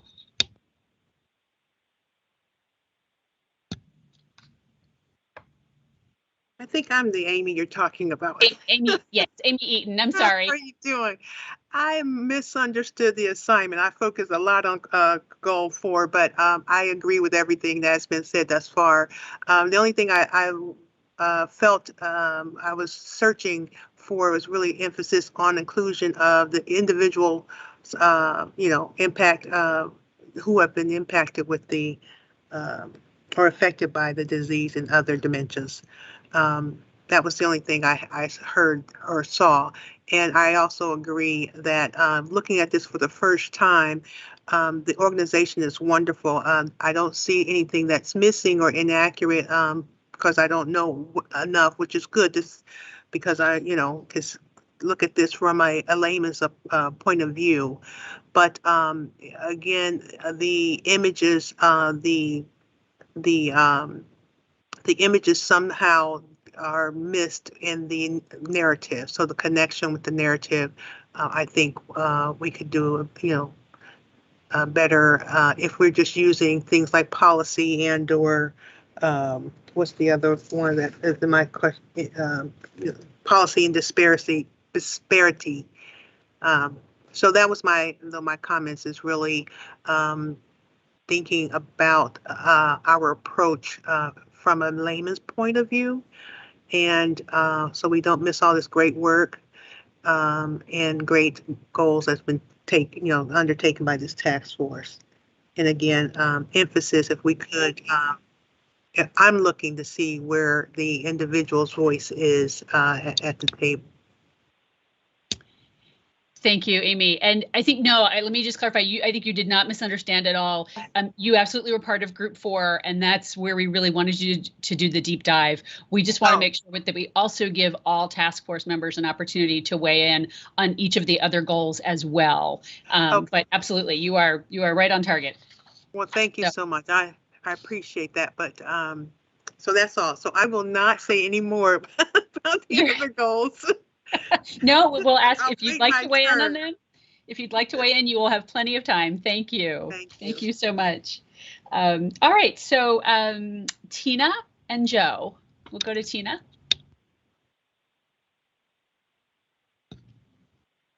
Tina, I think you are on by phone. Are you still with us?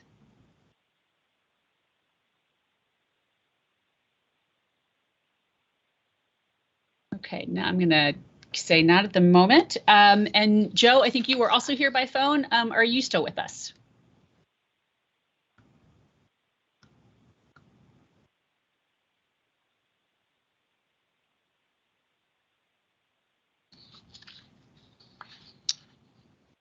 Okay, so I'm going to go ahead and move us on to the next goal, which will be goal 2.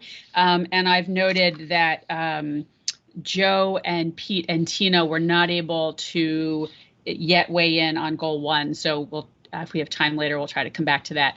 Let me also just check. Oh, Greg, I'm sorry. I'm looking at the appointee list and I left you off. I'm so sorry. Greg, please jump in on goal 1. My apologies. My next question is, did I leave anybody else off? And so there we go. Thank you. Last but not least. I'm so sorry. Yeah, no worries, Leanne. Thank you for letting me share. I just wanted to reiterate the importance of us focusing on the stigma side of this and early diagnosis. And we've made tremendous headway on really, if you catch us early enough, to be able to combat against the disease. And I really feel that, having education around that, making people aware that even in their 20s, we can do some detection of things if they're more prone towards the disease. And so I just think it's very important that we focus on that early detection. I really think that that will be the main thing that brings dementia to its knees. And so that's really all I wanted to say.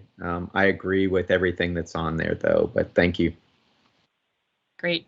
Thank you. And now let me ask, did I miss anybody else? I apologize again. Okay, great. So we are going to move on to goal 2, and the goal 2 group is Lori Stevick Rust, Sally Boland, Doug Beach, and Lisa Brockman. And Lori was the kind of lead for that group. So Lori, we're going to ask you to do an overview of goal 2. I'll pull that up on the screen. If there's anything that you want me to scroll, anything specific in that, I will move to that. Feel free to let me know. And then we'll ask each of the goal 2 thought leaders to weigh in on the questions. And then again, we'll do a group deliberation. I actually think, as I'm saying this out loud, I think we actually allowed ourselves a 5-minute break perhaps in here. Let me check really quickly. We did have about a 5-minute break, and we're doing well time-wise. Why don't we go ahead and do the review? Let's get the review of goal 2 done and get the thought leader input, and then we can take a quick break before we come back for the big group deliberation. So Lori, I'm going to turn it over to you. And I think you're muted. Okay, I was hoping you could just read my lips here. Goal 2 is the goal of the task force is to ensure a fully accessible network of information, medical care, long-term care services, and supports from the diagnostic stage through the end of life. This can be accomplished through integration, coordination, and the removal of barriers. So the ultimate goal here was really about continuum of care, making sure that we are not losing people in that transitional gap period. For me, when I go through and look at the specific strategies that are outlined, I don't know if you want to scroll down or scroll up, Leanne. It's laid out really, and the strategies are laid out from my perspective in a linear fashion. So, we start with early detection, we look at the barriers, and then we look at caregiving. And although I can certainly get my head around that linear approach to how we have this laid out, I think ultimately, the not only support for caregiver, I'll go back to using Melissa's language of maybe being bolder in how we describe this. This is really about supporting and empowering our caregivers. They don't, I think the concept, again, back to language, we think of support as being, support programs, kind of the emotional support, but they really need to be empowered with knowledge and education and training and a roadmap for how to navigate this process. And so I think that is a huge part of what follows the early detection and then removal of barriers, because we know that by and large, it is the family caregivers who are driving the ship on getting their family and their loved ones in for these, for the early detection and the process, and then helping to remove obstacles and barriers. So I think for me, making sure that we really highlight and not tuck caregiving away as a little emotional, fluffy thing at the tail end, that we really use more bold language, because this is what we're clearly hearing from people in the communities. They need much more empowered information to carry forward and support their loved ones.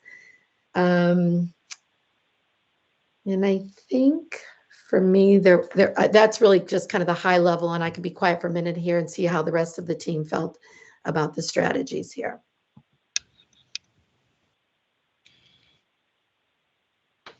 Are we going down the list or just jump in? I think you all can decide. So it's Sally, Doug, and Lisa. Doug, you're on audio, so why don't you keep going, and then we'll go to Sally and Lisa. So I just jumped in. That's absolutely fine.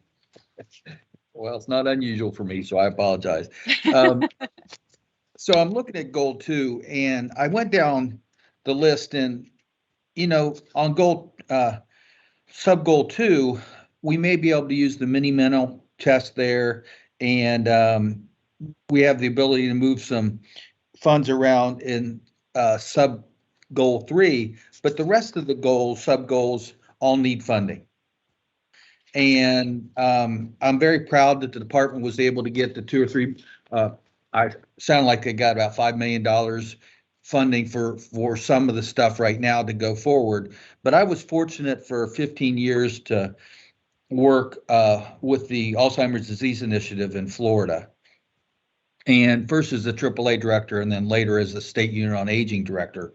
And what we had there was a $35 million recurring account. And so that's what I would like to pledge here, is I'd like to be part of that group of people that goes to the legislature and start to drumbeat to make these permanent recurring funds for education, for training, and education and training, research, as well as programs, institutional programs and community services. So Jenny, when you guys get that geared up, I'd like to be part of it. We'll talk to as many legislators as you guys want us to.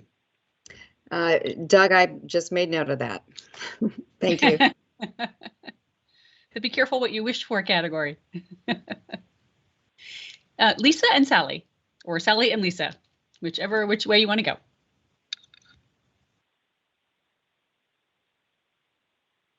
I think it's whoever comes off mute first. You know, it's sort of the who hits their buzzer first. There you go. This is Lisa. I'll chime in. Yeah, I think, of course, I in my career have found this section particularly important, as the whole process has been, but really focusing on the early detection and then the funding of the things like Doug was saying. I think, you know, when I started to go through the screening and what's available, I actually was just in a Cincinnati Children's urgent care last night with my daughter. And at the start of that, she's okay. But at the start of that, you know, the nursing staff asked if I felt safe and did I have any worry about things, you know, at home and those kind of things. And it triggered in me that how did that initiative get put in place, that anytime you go to any medical professional, those are the questions you're asked in an effort to get to the bottom of, you know, to hopefully get in front of unsafe situations at home and those kind of things. And then to take a step further in what we're doing, how do we get those same kind of questions implemented for, you know, people over the age of 50 or whatever age is determined to be the appropriate you know, point to start asking those questions to really try to get in front of. And so sort of what steps and what are we recommending then is the initiative to get something like that in place for all of the, to really get in front of the early detection. And then again, funding the other systems in place. I know there's a purposeful planning program in Cincinnati that just started last year. And it's really you got a diagnosis of Alzheimer's or another dementia, now what? And you get to sit down with a counselor who is well-versed in the resources that are available and helps point you and your loved ones in the right direction, and really starting with person-centered care way before, you know, long-term placement ever comes into play for those families.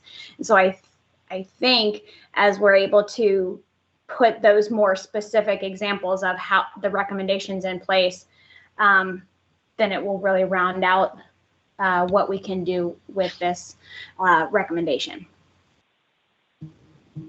Thank you, Lisa. Sally? Thank you. I don't want to repeat too much of what people have said already. You know, I think that a lot of the strategies in this goal really does come down to funding. And it's something that, you know, the unfortunate thing is, you know, as I was reading and thinking about this yesterday is, you know, I know that access continues to be a huge thing, and I'm preaching to the choir, but you know, we have one county to our east who has a 12-month waiting list for home care for Passport. You know, I have a caregiver who comes to our day program who drives 45 minutes to come to our day center. We still have families who have not returned to our services because of the pandemic. And so I think one of the things that kept on sticking as I was reading things through here is we still have a lot of basics. We have structures in place, and I think we need to make sure that, you know, there's access to that, access for these supports and services, and that we have the funding to back it up, because it's painful some days. I was on a SAPA call a couple weeks ago, and it was, you know, I'm fortunate that I live in an urban area and we have decent access to internet. And I love some of the technology initiatives in here. I know we've had some great success with virtual services, but just, you know, also looking at it from, you know, again, it goes back to the access area with technology, because There are some areas where, I think, particularly telehealth could be hugely effective in rural areas, but if they don't have the broadband there, it's just not going to happen. And then strategy 7, and anything we can do to ease administrative burden, I think will be hugely helpful. It, potentially could loosen up some funding in some other areas. So thinking about it that ways. And I think one of the things, throughout the years that I continue to hear over and over again is there's just not enough direct respite care. And I know a lot of this talks about respite care services. And that's something that I think continues to be a huge need throughout the state. And number 14, which talks about a statewide caregiver support network. I like that idea. I think we already have some existing systems in place. So again, what can we do to leverage and build upon as opposed to recreating? So that's all I have to say. Thank you. Thank you. Thank you. Thank you to the thought leaders for group 2, goal 2. We really appreciate it. I think before we go to the big group, it's time to give everybody a chance to stand up, stretch, take a quick break. My clock says 11:27. So why don't we plan to come back time-wise? We're doing just fine. Plan to come back, whatever clock you're looking at, in 8 minutes. So on my end, it'll say 11:35. And at that point, we'll go to the big group and do our round robin deliberations. All right, 8-minute break. Thank you.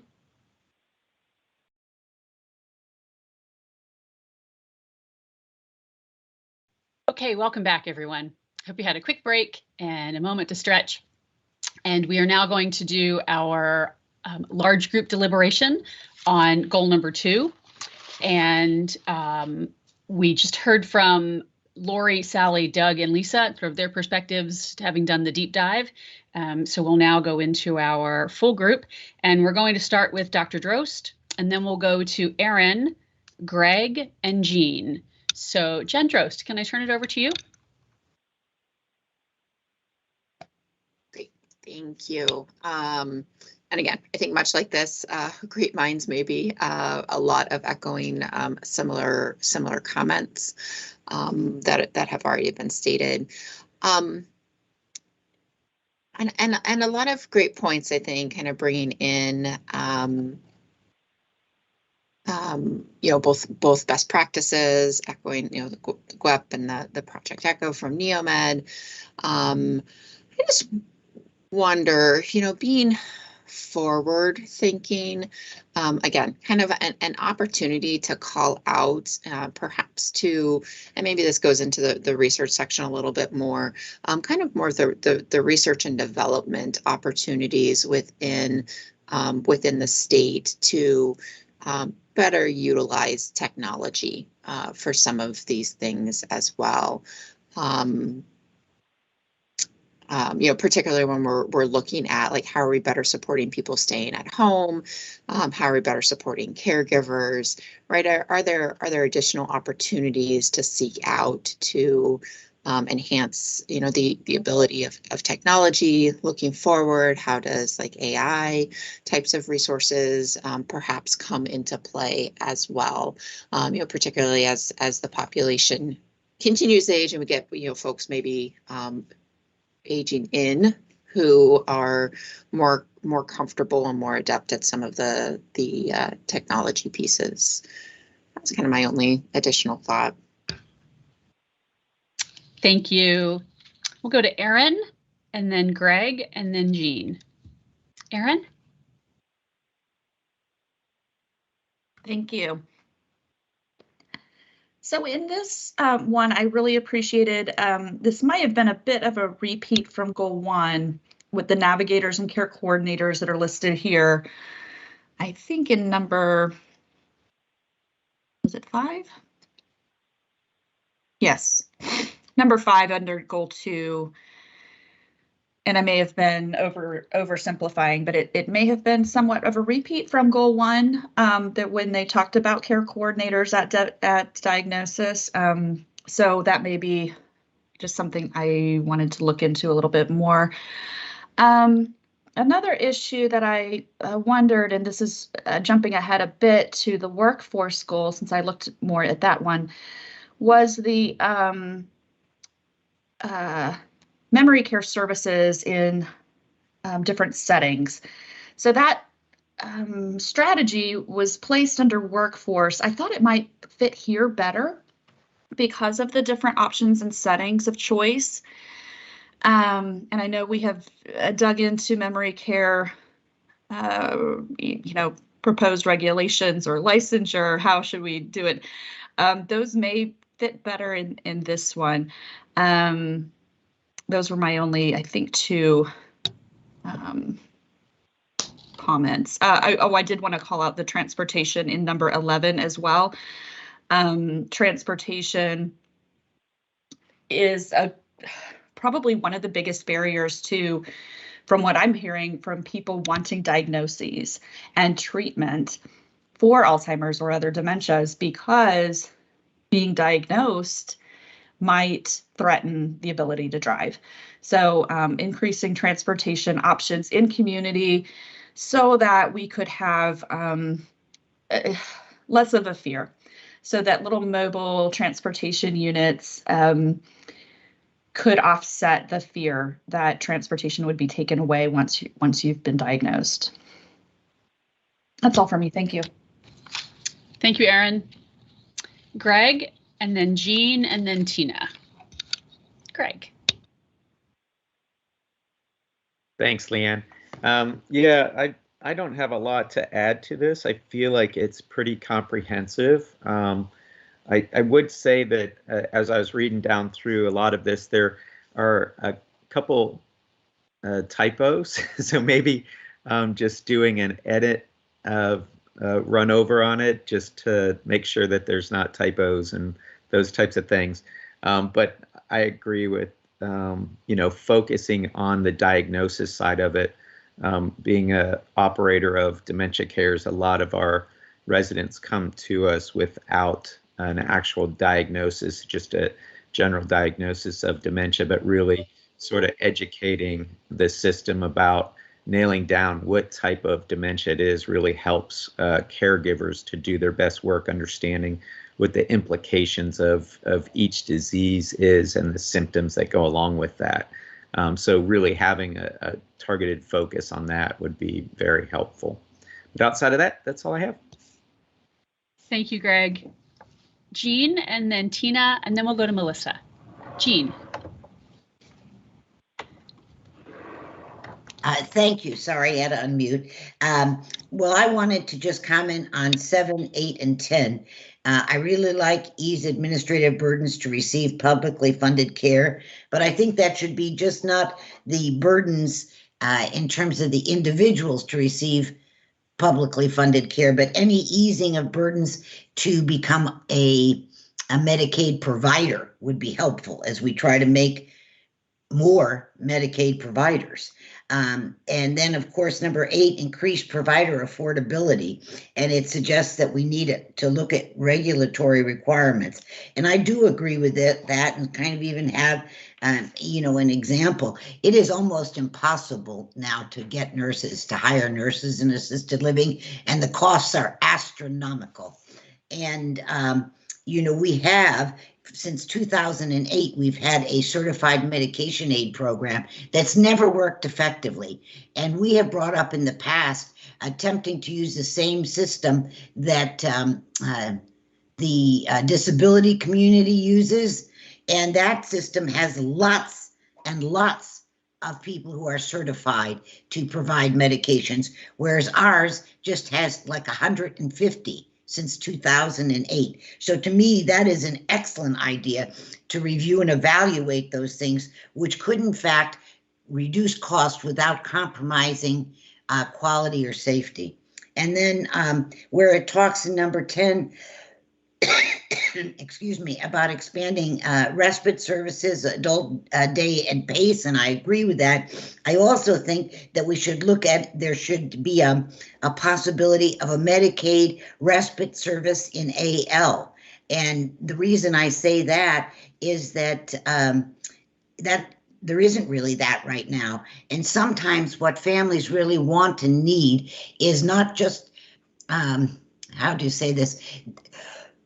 They want to take a trip, but they want to take a trip without the person they're caring for. So it's overnight. So it's 24 hours. Maybe it's just a week, maybe it's 2 weeks. But I think when individuals and their caregivers and families struggling with this ask for that respite, often that's a part of that's the kind of respite they really want. And I would think that something could be developed through Medicaid for short-term respite stays in assisted living.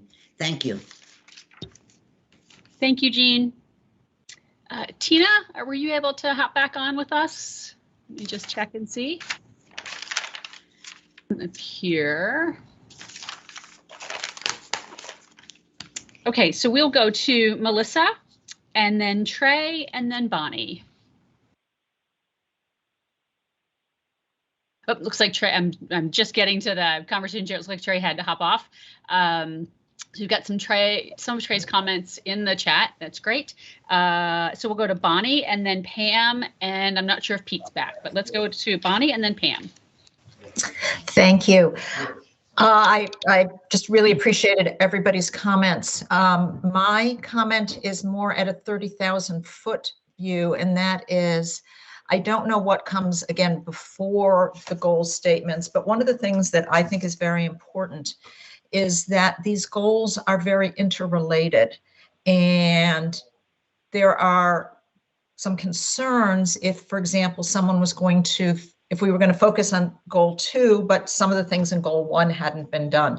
As an example, if we are going to advocate for, which of course I do, early detection, we do have to make sure that the stigma is gone and that people fully understand that either MCI or an early diagnosis, the person can continue to do certain things and what they're capable of.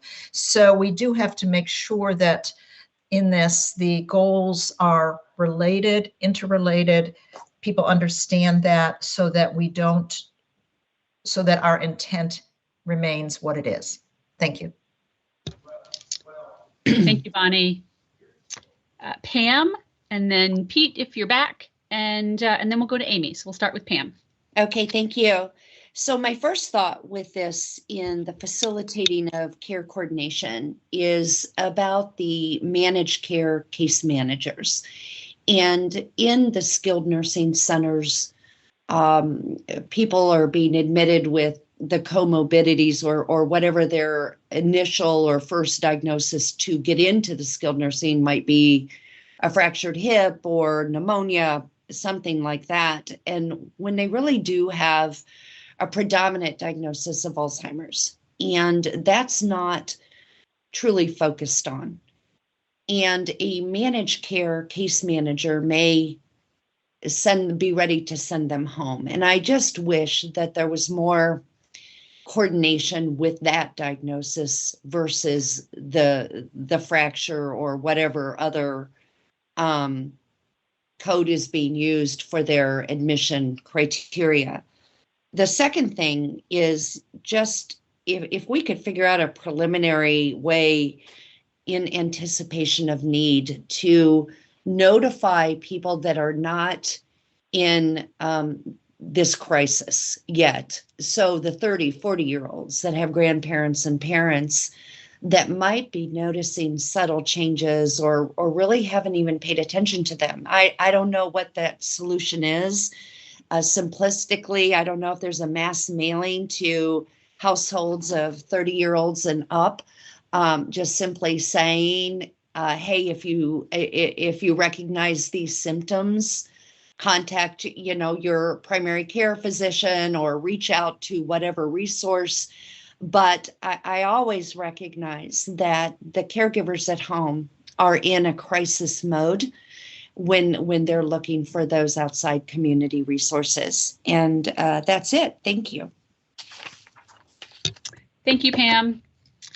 I think Pete is out until after 12, but let me just check. Pete, are you with us?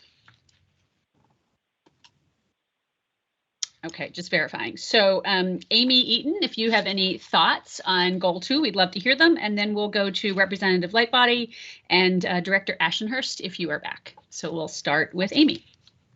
No additional substantive comments, no concerns. Only thing, again, is just really wanting and desiring to see an emphasis or inclusion of the individual and the caregiver in some capacity. I think it's embedded in here, but it feels like it needs to be emphasized. Thank you, Amy. Representative Lightbody?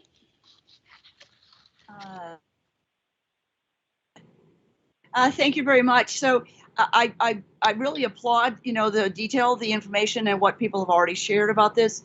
I would say that I am a former middle school science teacher, and think that there are things that we can actually do in this realm, especially if we can get to the early detection piece.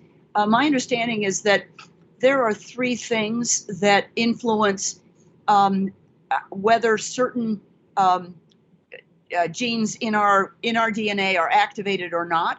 Obviously, our own DNA matters, but also the nutrition that we take in and our environment make a difference. So if we can, pool together information as we're gaining it through the work of the task force and this report and what's going to happen in the future, we might be able to identify areas where there seem to be pockets of a higher incidence of Alzheimer's than we might anticipate. And we might then look for what are the environmental triggers, and then that might help us with this intervention piece even before folks really start developing any of the early onset markers. So I just put that out there for what it's worth. So thank you. I'm still learning about all the scope of what you already have prepared, and am super impressed. Thank you so much. Director Ashenhurst, are you back with us? I am, and I'm Yes, sorry I was here hi. before, but I was on another call and couldn't jump in there. Oh, I'm Listen, sorry. people, no, it's great. Have hit all the high points. I just, the last of the 3 review questions you had was what stands out strong and effective. And in this goal, I just loved all the action words, expand, increase, promote, leverage, facilitate, evacuate, just all really strong action words as opposed to proposals and things like that. So I'd just like to say, I like the way this one's written. Thank you. And while you're here, did you want to add something to your previous? No, let's not go back. Okay. Okay. We're doing well, good. we will have. I think we'll have a little bit of time for some extraneous conversation anyway. So okay, probably great. just going to reiterate what everybody else said anyway. So thank you. All right, thank you. So I'd like to go to Holly Holtzen and then Vice Chair Diefenheimer and Joe Russell. So Holly. Oh, thank you. So I agree with much of what's been said. I'm not going to repeat, but one thing did stick out to me. I really do appreciate the focus on family caregivers and unpaid caregivers. Number 13, I think there's a real opportunity to make this a little bit stronger. Encourage, incentivize businesses sounds great, but I think the state has an opportunity to become a leader to help unpaid caregivers. I like that, flexible work hours is mentioned, but there's, a huge value in that unpaid care, and having paid leave options in Ohio would be extremely helpful. So caregivers don't risk losing their job to take care of their loved ones. And, certainly it could be an incentive for workforce. And that's, we've earlier talked about maintaining a workforce, and this could be something that could really help the caregiver, but also workers across the state. So that would be my big comment, that I think there's some real opportunities to make number 13 a lot stronger. So thank you. Thanks, Holly. Sally, I see really quickly that you need to hop off. If you're still here, do you want to add anything at this point before you hop off? I might have missed my window of opportunity to catch you there. Okay, so I'll note Sally, coming back to Sally on this one. Holly, thank you so much. Vice Chair Diefenheimer, Joe, and then Lori Stevick-Rust. Hi, thank you. Sorry, I just rejoined from another committee call, so apologize I wasn't participating on the earlier one. But I think I think many of the comments I agree with. I do, you know, as far as expanding the interventions, that first one that looks about the chronic disease management, I think there's a lot of opportunity there, and kind of focusing on kind of what was said earlier about the whole brain health and how we can kind of work in kind of those other factors to improve overall health and reduce other factors, looking at nutrition and other prevention of other chronic diseases to kind of go along with that. I also strongly agree with Bonnie's comment about the increasing of screening, but all the steps that need to happen in coordination with that, like as far as reducing of stigma, and also making sure we have those connections and those resources to link people to care, or the resources that they need after any screening.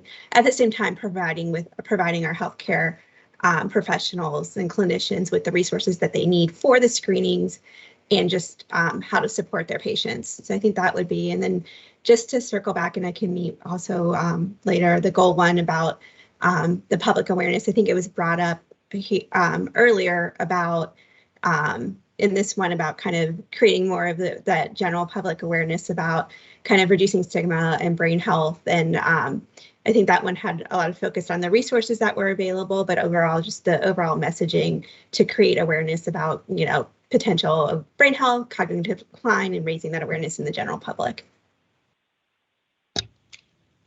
Thank you so much. Appreciate your contribution, and thanks for coming back. Joe, are you with us? I know you were on the phone for a while. Yeah, I'm here. Great. All right, Joe, and then after Joe, we'll go to Lori. Yeah, I don't really have anything additional to add. A lot of great comments. I appreciated all of them.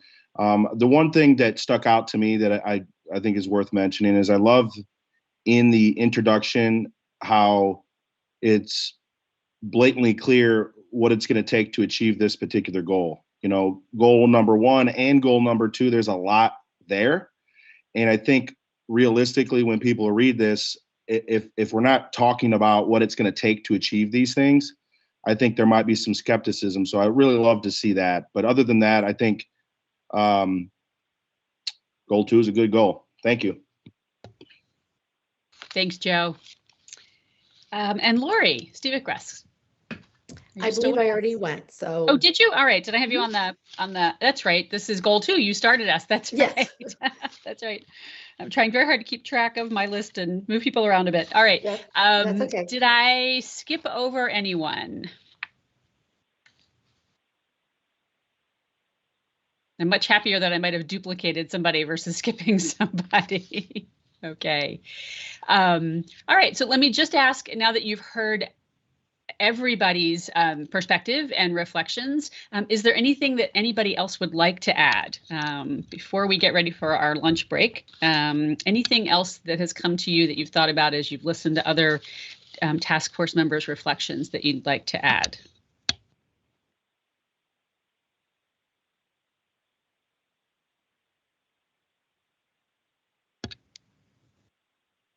And if anybody's speaking, we can't hear you. Let me just make sure no one's on mute.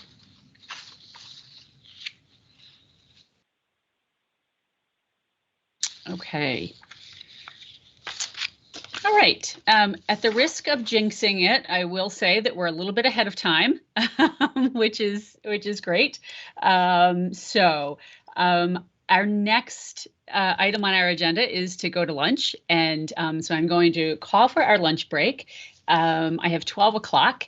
We will plan to come back at 12:30. So we have half an hour, take a break, grab some food, check some emails. No, don't do that. You'll never be able to get back. And the chat will stay open. So if you've got other questions, information you want to add, feel free to do that. We'll come back together as a group in 30 minutes. Thanks, everyone. Hello, everyone, and welcome back. It is 12:30, and we are going to resume our review of the recommendations, the goals and recommendations. Let me move my slides ahead here to goal 3. which is where we're going to start. And goal 3 is enhance infrastructure and workforce capacity. And it includes the strategies of expanding workforce capacity, enhancing workforce quality, enhancing memory care services, promoting integrated care. Those are the 4 strategies associated with goal 3. Our goal 3 group of thought leaders includes, today's group was Joe Russell and, sorry, I lost my list there. Joe Russell, Pam Reese, Trey Addison, and Aaron Pettigrew. I think Trey had to step away, if I'm not mistaken, but he did send us a quick text message and said no significant changes. Joe, you were the lead for that group, so I'm going to ask you to do a quick review for all task force members and respond to the questions, and then we'll give each of somebody's. I'm going to ask folks to mute. Getting an echo there. So I'll ask you to do a quick review, and then we'll ask each of the other thought leaders for the group to give us their perspectives, and we'll open it up for general conversation. Joe, I'm going to turn it over to you. Yeah, thank you. Appreciate the kind of the overview of this goal. The goal 3 is enhance the infrastructure and workforce capacity, and it kind of falls into 4 different buckets, similar to the previous 2 goals. The goals themselves, I think, are very much in line with the conversations we've had within this group and some of the conversations that we've had. There were two pieces of 2 goals that kind of stuck out to me. I wanted to point attention to.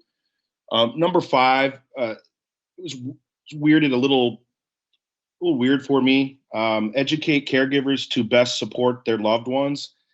Well, I think it's partly in their decision-making capacity to determine what's the best support for them. And so I think maybe rewording that a little bit would probably be a little less confusing, at least for me. And then number 9 was also a little confusing. I eventually got to the point where I understood what we were saying there, but it was only after reading it several times.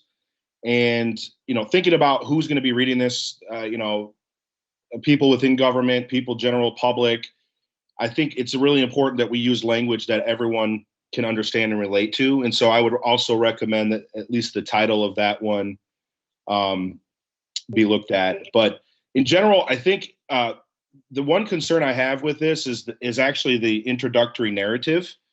And the reason why is because it uses some language that's not talked about or touched on at all, at least that I saw in the rest of goal 3. So for example, the first sentence is we're making sort of an overarching comment that we need to make significant financial investment in changes to workforce practices.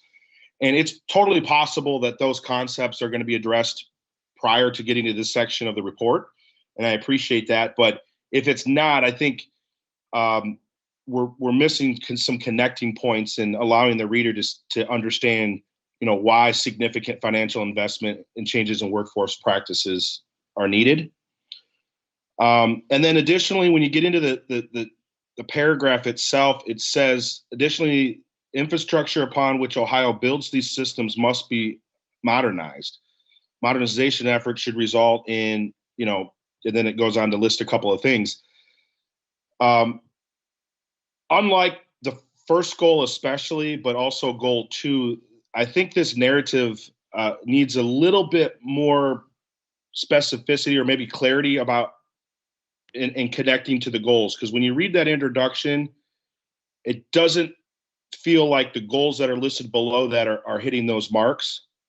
I think it's really important for us to define the word infrastructure. That word keeps being used, and I don't think it's clear to me. Well, it's not clear to me, but I don't think it's clear to other folks what exactly we're talking about when we say infrastructure. And then there's one other piece that I wanted to mention.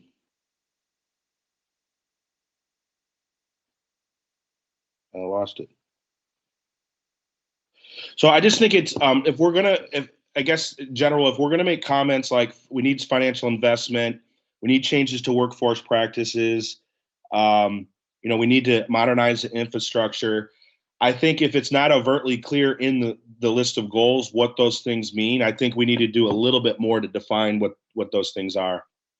So probably said too much, but that was my feedback. So thank you.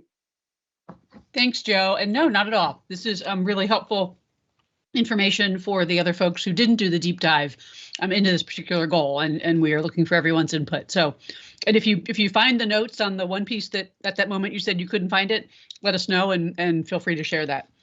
I see Aaron on screen, so I'm going to go to Aaron, and then Pam, are you still with us? Are you on the phone? Are you on screen? I'm here. I'm here. Okay, great. So we'll start with Aaron and then go to Pam. Great, thank you. I appreciated the being assigned to this group. I think we learned a lot from the pandemic about the workforce when it comes to working with people with Alzheimer's disease or other dementias. They had one thing I did not see throughout the goal was family caregiving as part of the unpaid workforce in long-term care facilities. We particularly saw this at the beginning of the pandemic 2 years ago when the families that really supplement a lot of care in long-term care settings suddenly weren't able to be there. And so I think we need to address, and this has been discussed in other settings as well, but truly documenting in the long-term care facility-based setting and home and community-based setting how much families and loved ones provide care, even in a licensed building.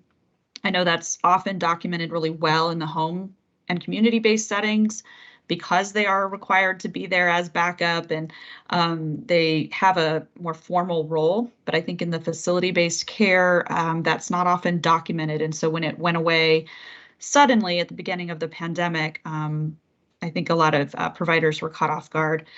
I would caution on number 2 about looking at, indeed, how do they say it?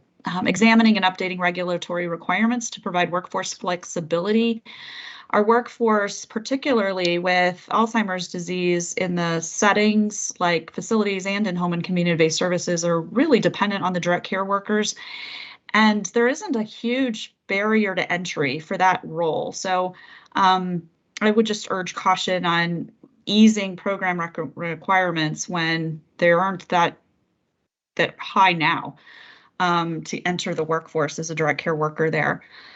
I would also look at ways that the state and federal government could look at family caregiving in emergencies like a pandemic. Folks with dementia were extraordinarily impacted by the lack of family contact or even human contact during the pandemic. It was incredibly distressing for people who didn't understand what was going on and why nobody was there for them. We need a different approach. That was something that does not seem to appear here. Another thing that came out of both the pandemic and throughout this document,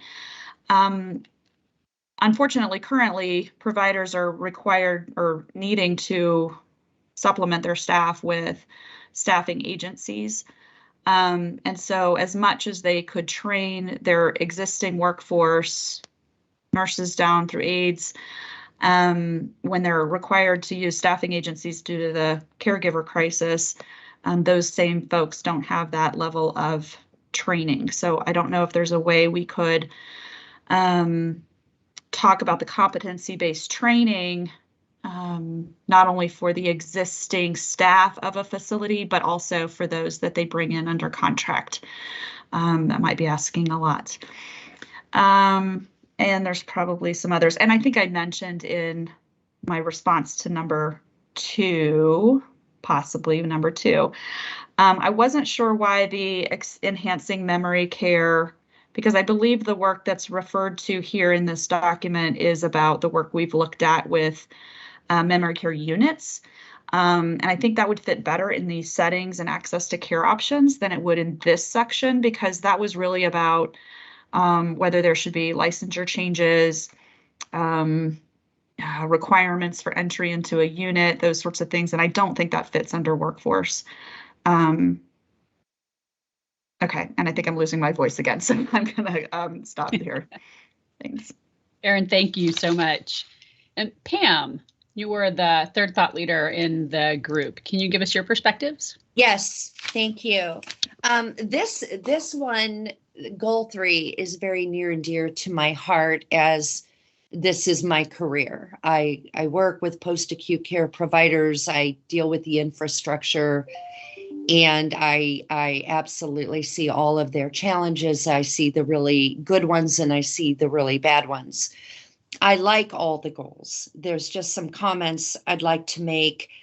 When we talk about shortages in the workforce, it's not always about wages. It's a lot about the amounts of people available. And in working with some of the larger providers, they would hire as many people as they could at times, and they just don't have that workflow, that application flow coming in. And so it leads way into the goal about ensuring that healthcare professionals are specializing, or the goal about developing certificates. I think it was number 1, certifications and licensure. And I'm just thinking out loud with this, but every STNA has to go through their certification training. It would be great if there was a large component of that associated with Alzheimer's and dementia. They don't get a lot of that. And so when they come into work within a skilled nursing, memory care, AL, they're not equipped with how to deal.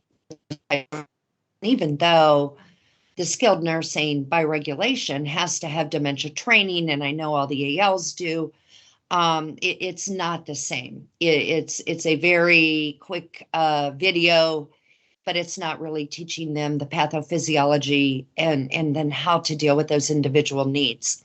So I love perhaps looking at some sort of extended certification in Alzheimer's or dementia for those individuals. When it comes to and I'm sorry, I'm going through my notes, the regulatory requirements, I'm not real clear what updating those is or what that looks like. AL has very little regulatory requirements. A lot of the memory cares are housed within those settings. For skilled nursing, there's not really a lot as of today, so I'm not sure how that looks, or does that deal with staffing? I know today that a lot of the large providers that have multi-facilities, they're so focused on census and staffing that they're not always looking at some of these types of things. And so I'm just looking at staffing as it relates to dementia, or in any way, I think I would need some clarification in what those requirements are. As far as nursing schools and being a nurse, I know that the schools don't really offer a lot of education for the nurse on dementia care, Alzheimer's care. It's a very pass-through subject, important, but not a focus. Do you want this to be your career in working with these individuals? And I think that some promotion of that would be very helpful. The goal number 9, better defined services of memory care. I think it's very important that there be some standardized assessments. Everyone's an individual with Alzheimer's, and I think it's very important that they understand the stage that resident is in, and that they provide those care and services according to that stage and according to whatever those symptoms and signs are, or the needs of those individual residents. At the goal 11, and I'm almost done. I'm sorry, I'm taking a lot of time. Improve quality of life for people and promoting life enrichment. I love that. It's such a need in all of the facilities that I go into. This is huge. I love the music, but there has to be a positive environments and a culture change. And at the end of the day, with all of this, there's a lot of independent facilities that are doing fabulous things. And there's a lot of providers that have multi-facilities that are also operating some very good programming, but it's not prevalent. And so whatever can be educated to those owners, to those providers, it would be valuable because those facility administrators, executive directors, they don't always have the autonomy to make the decisions that independent facilities or less owned facilities have. And so they're taking directives from their organization. And so in looking at changes and enhancements, it's very important to touch those individuals at those higher levels. That's it. Thank you. Thank you, Pam. Excuse me. Thank you so much. So we will open up goal 3. Let me just check and make sure Trey hasn't joined us. I know he said he needed to be out, but let me just verify that he's not with us. Okay, great. Well, not great, but you know what I mean. So, all right, so we're going to open it up to the group for a conversation. I will quickly just remind you of the questions. It's been a little bit since we've seen them. So we're asking for your input on any substantive concerns, anything missing, anything that appears to be inaccurate. What would you like to see happen to address your concerns? Is it a matter of rewording something? Is something not clear? And then what stands out as strong and effective? And certainly anything else that you might wish to contribute, but those were the questions we want to make sure we get to. So goal 3, let me come back to goal 3 here. Enhance infrastructure and workforce capacity. And then those 4 strategies are expand workforce capacity, enhance workforce quality, enhance memory care services, and promote integrated care. All right, so we will start with Vice Chair Dieferheimer. It doesn't look like on the list that that she's here, but I want to verify that. And we'll go to Director Ashenhurst and then Representative Lightbody. So let me start with, oh, she's here, great. Yeah, I did get to join back, so thank you. Yeah, I mean, I didn't have, I think what was said previously really captured it, really kind of how we can kind of expand those opportunities and integrate it into, make sure we have that competent workforce. So I don't have any major comments on this. As I was looking through it, I thought the previous comments were pretty spot on. So, and I did write down too, one of the things mentioned earlier about the planning for health emergencies and public preparedness and making sure that that is integrated into those plans. I agree with that. I don't know if it necessarily fits in this section, but I think that may be something we haven't addressed in this plan. Thank you so much. Director Ashenhurst and then Representative Lightbody. I'd say that the points have all been hit. I strongly agree with the education of the workforce and continued and enhanced education. But other than that, I'll just say ditto. Great, thank you. And just to kind of cue everybody up, after Representative Lightbody, we'll go to Sally. I was looking through the comments. Sally, you might have had to hop off, but we'll go to Sally and then Jean and Lisa. So we'll start with Representative Lightbody. Thank you so much. So what you all may not know is that my mother passed away in September. She was 102 years old, and she had significant dementia towards the end. So I'm somewhat familiar with the care that she was able to receive at a facility in the Cleveland area. And the 2 pieces that I learned through helping and working with my mom as she was, I guess, I don't know, anyway, became more and more confused, was that, for one thing, relative to item 4, enhance elder justice and elder protections, I've just been spending a little bit of time looking through my list of bills that have been coming forward this GA in the Ohio House. And I know we've had one recently that would allow families to install a camera in the room where their loved one lives, so that they can monitor remotely and make sure things are going all right, and help protect their loved one. I don't know if that would be included in that item number 4, but just so you know, I think we're working on that bill. And then relative to item number 5, I was a little confused.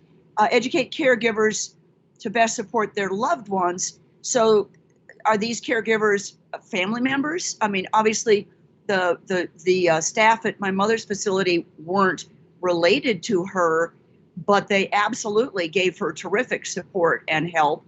And so I just wondered about that. I didn't see, I don't know, it was sort of a disconnect in my brain between a caregiver and the loved one without clarifying that this particular caregiver was related to the person that they were caring for. And I know someone earlier mentioned how difficult it was for family members who had been supporting their loved one who was in a facility. I heard from some constituents who were really unhappy. They would go daily, twice a day, to make sure that their parent was up and dressed, and go again in the evening to help them through dinner and get settled into bed. And they were not able to go. And they went in large measure because the particular facility where their mom or whoever lived was understaffed and didn't always get to everybody in a timely manner. And they cared enough and had flexibility in their schedule. So that enabling, I think, is an important piece.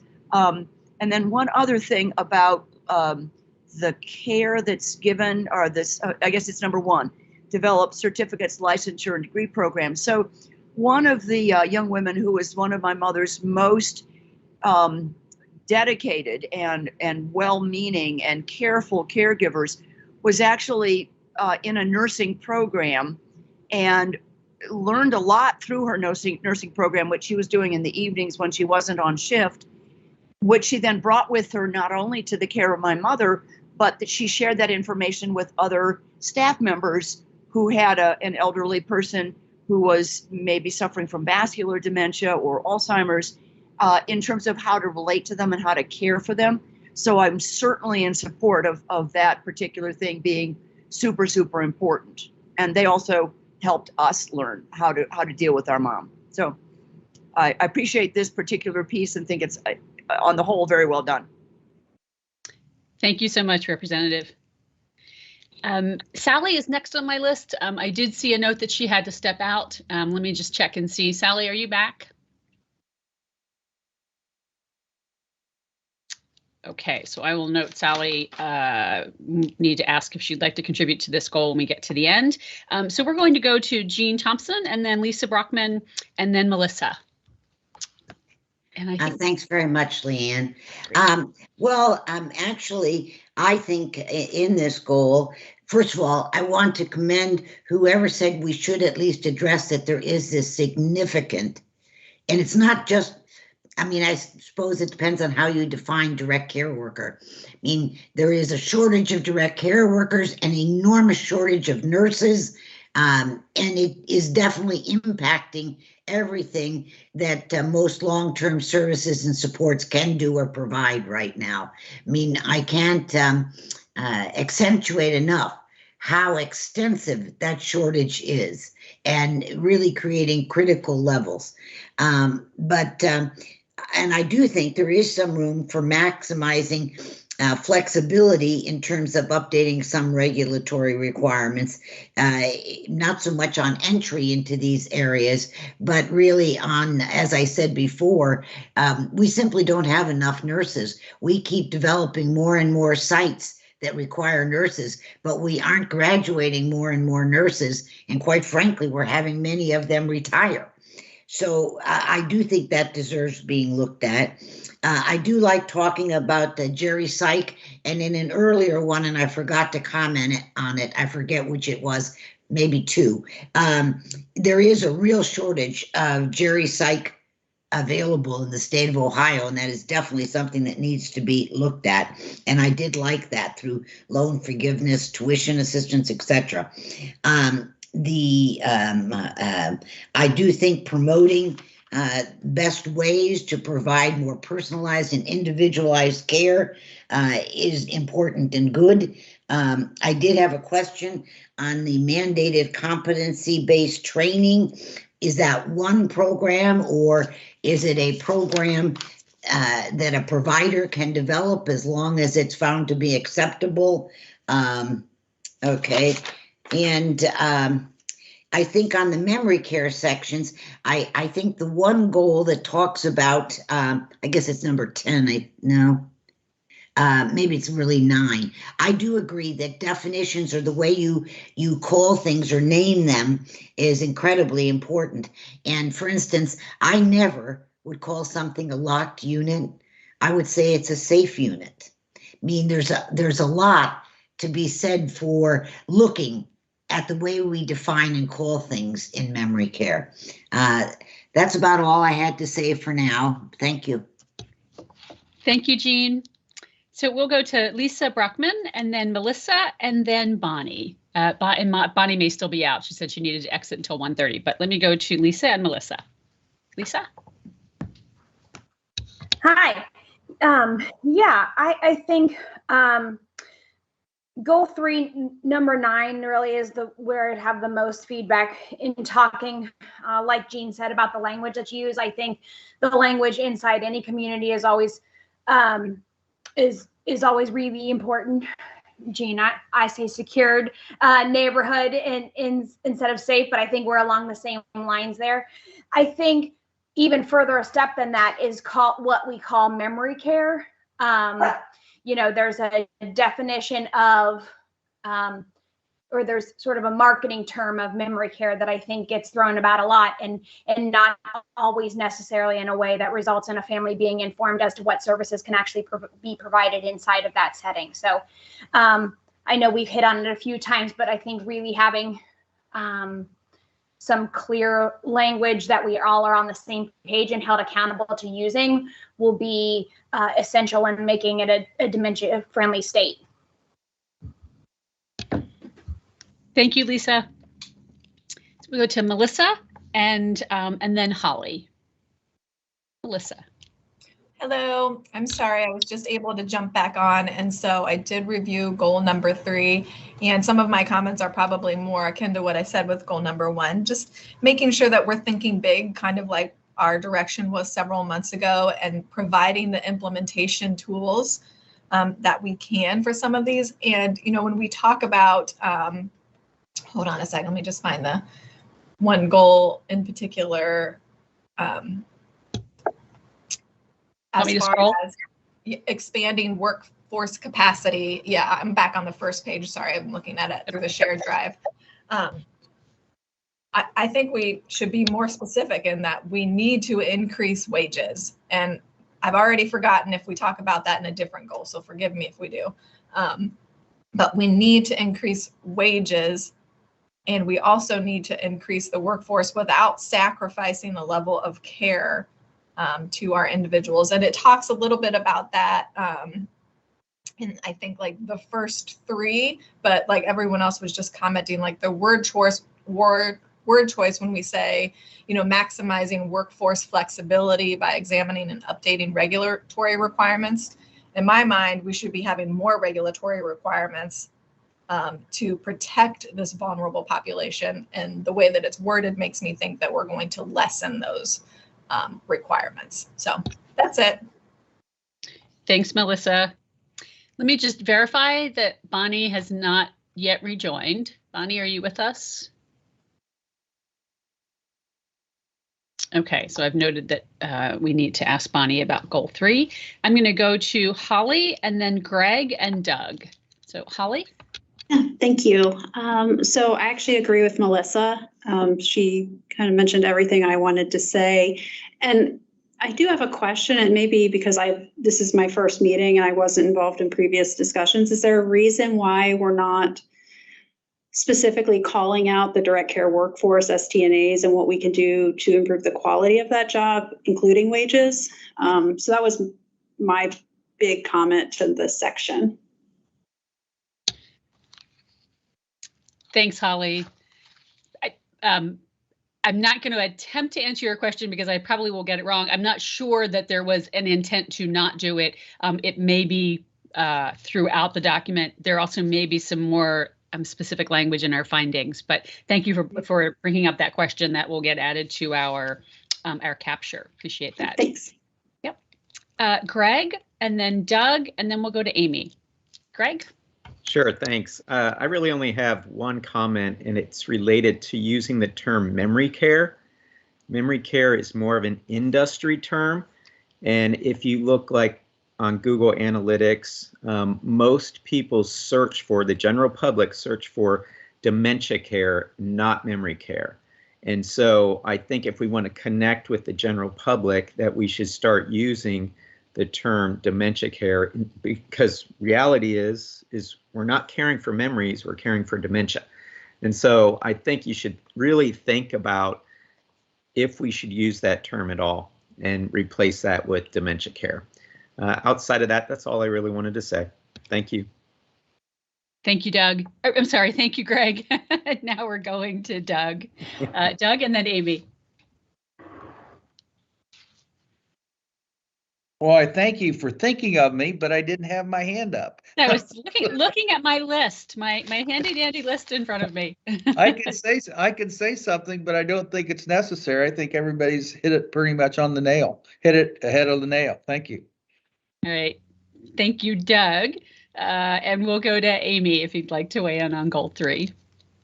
The only thing I would add that could be potentially included would be, and it may be already there, including in the workforce per se, volunteer work, because that may be, thinking outside of, the struggles that we have in maintaining employees and contractors. So that's the only additional thing I could contribute to the goal 3.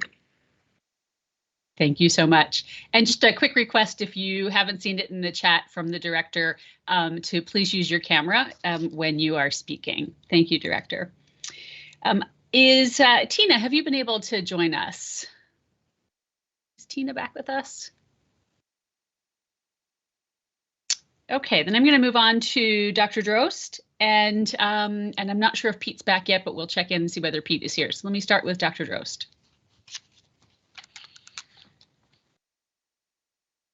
And Pete is back. It looks like Jen Drost might have needed to hop off. Jen, are you with us? Okay, so Pete, I'm going to turn it over to you for goal 3.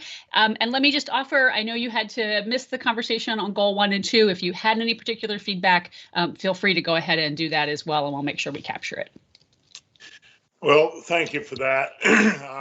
I'll stick to goal 3, but I will make one overall comment, and I think it's kind of, this is really applicable to all of it. And it's kind of come out in some of the things that some other folks have said from time to time, particularly Joe's comments at the beginning of this particular goal.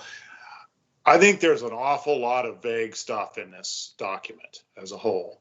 And that is a little bit dangerous, because when you have something that it's not really clear what it means, that people can interpret it differently, and there might be expectations that a certain thing will be done based on words that a person interprets one way that may not be intended that way, or that someone else could interpret differently. I think the examples that Joe gave were really good, where the language at the beginning says, it refers to workforce practices. Well, what do you mean? What do we mean by workforce practices? There's no definition of that. there's no explanation of that. I think we need to be precise about these things. If we're making a recommendation that workforce practices need to be changed, then what are the workforce practices that need to be changed, and how should they be changed? Similarly, and when you get below the italicized part, and it refers to the infrastructure, Joe brought this up, modernizing infrastructure. What does that mean? I mean, I'm sure whoever wrote it had something in mind, but it's not clear to me, and it's probably wouldn't be clear to any other reader what exactly that means. What is the infrastructure that we're talking about, and what is modernization of that? You know, those are just a couple of examples. There was one in here somewhere about business, something about business. Maybe it's not in this particular part, but it might be in one of the sub recommendations. But anyway, I think that's an issue that we really ought to pay some attention to. I'll go back to my notes on 3. Enhanced business operations was used in here somewhere. Again, what is that exactly? You could define that many different ways. So as it relates to the training, there was some of the discussion about flexibility, and I know we heard different points of view. Yeah, we should reduce regulation, or we should increase regulation, or we should not reduce it, leave it at the same maybe. I'd like to put a little different spin on that as it relates to workforce.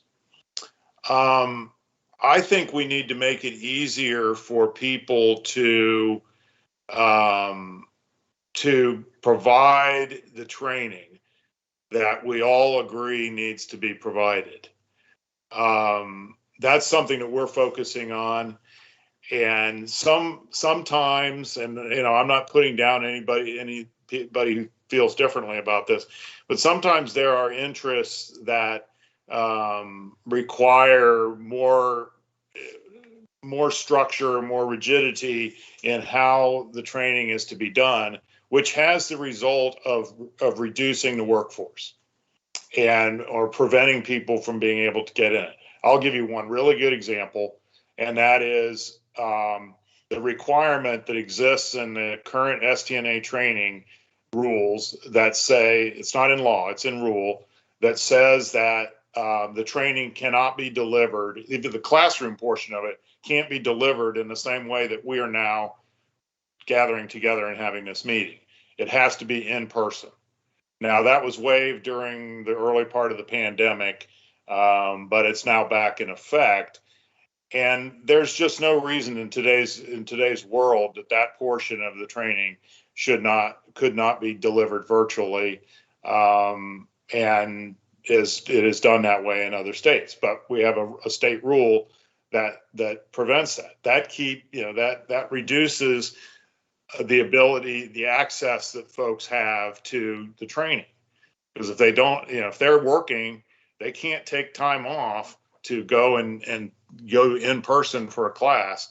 They're not going to be there. So that's something I would throw in. I think we ought to be.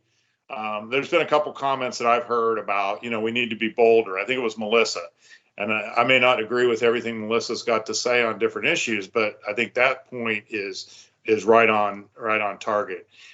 We should be bold about what we're proposing here. So I'm going to be bold.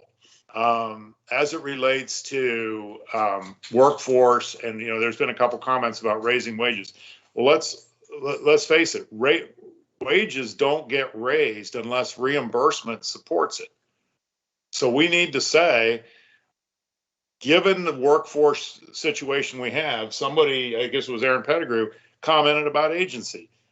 Long-term care is full of agency right now. Nobody thinks that's a good idea.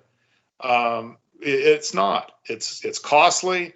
These are folks that don't have the continuity of care with the people that they're taking care of, and we need to do something about it. Well, the best way to do something about it, in my opinion, is give providers the ability to pay higher wages by providing better reimbursement, and then they can compete in the market that we're in.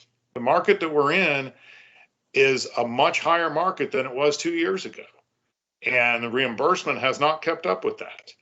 It wasn't even there to begin with, but it certainly hasn't kept up with it since then. So I think we ought to be saying that there needs to be increased reimbursement to allow workforce development by paying higher wages, by being able to fund if there's more training that's needed for a particular person, to be able to pay for that, et cetera. Those are probably, I've got a whole lot of notes, but those are probably the biggest things that I would mention as it relates to goal number 3. Great. Thank you, Pete. Appreciate your input. Did I miss anybody? And let me just check really quickly. Dr. Drost, Lori, Bonnie, have you all been able to join us yet? And would you like to weigh in on goal 3? Oops. Sorry about that. Okay, so it looks like those folks aren't back yet, so we will keep track of that. All right, we're going to take we have time scheduled for a 5-minute break, just a quick stretch. It is 1:11. Take 5 minutes, and I will turn the camera back on and our audio back on at 1:16. See you in 5.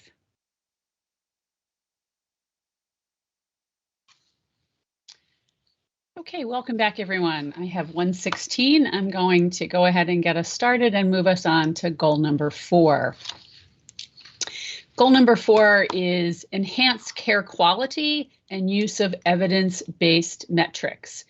Pardon me. And the strategies under goal 4 are improve connectedness of the Ohio research system, encourage expanded research focused on Alzheimer's disease and other dementias, ADOD related topics, improve application of research, and improve data collection and utilization. Yep, just making sure I got all of them. Okay, so let me go back to the beginning here. Our thought leader group for goal 4 included Dr. Drost, Pete Van Runkel, Holly Holtzen, and Amy Eaton. Dr. Drost was our lead to do the review. I'm not sure if she's been able to join us to come back yet. Let me just check. Dr. Drost, are you with us? She is coming right now. She just admitted in the room. She's coming. Okay, great. Okay, great. Like perfect timing. Great timing. Not to put her on the spot, right? So Dr. Drost, we've just started goal 4, and we had you highlighted as the reviewer or sort of reporting out if you're able to do that. And if you're in the middle of something, we're happy to ask somebody else to pick that up. Does that work? Yep. Great. All right. So goal 4 was to enhance care quality and the use of evidence-based metrics, which really focuses on not only the research and enhancing the connectedness, expanding the research base within the state, but then also focusing on like how is this research implemented across care settings, and working to improve that. So started at the top with like that connectedness of the research system and strengthening that integration between universities and clinical partners and other research partners to begin with, like, and how we're looking at that, how we're doing that from both like the interagency aspect, but then also a policy aspect of how do we create policies around sharing the information and collaboration. The application of how do we move it out of kind of the research lab into the real world situation. Too far away. From that standpoint, and then I think that the last piece on it was actually the public health aspect. So improving that data collection and utilization from I think that public health registry, which we've had a lot of conversation around. So kind kind of my initial comments on this, and trying to take a step back away from kind of, you know, where we are from an industry and healthcare standpoint to, again, what people may be reading or presuming this within the general public. And one of the challenges in here, I think, is I had two questions, and maybe it's in an introduction to engage, but this question around research, and I think a lot of people are going to think of research, and particularly when it's linked to treatment, around essentially the medications, and what medications are there to prevent or treat Alzheimer's disease or really other dementias, and really wanting that thought about research to be much more global and taking, not including certainly the medical aspect of it, but making sure that it also highlights and brings voice to all of the research being done around the community supports and the non-medical support of Alzheimer's and dementias. I think that has the potential really to get lost in the language and what people presume the word treatment means in terms of this, as well as what the word research means about. So I think that was kind of one of my global takes away around this. And then the clinical care partners, kind of that same thought of what folks will potentially interpret that to mean versus probably a much more broader context is the goal that we're looking at. So that was a global picture. And then I don't know, the public health monitoring portion of it, again, and this is an ordering of things, but I feel like that the surveillance and the utilization, the establishment of that, the utilization of that information to drive both research and then programming as well forward. I feel kind of getting relegated to this other portion where I really feel like that should be included, more upfront.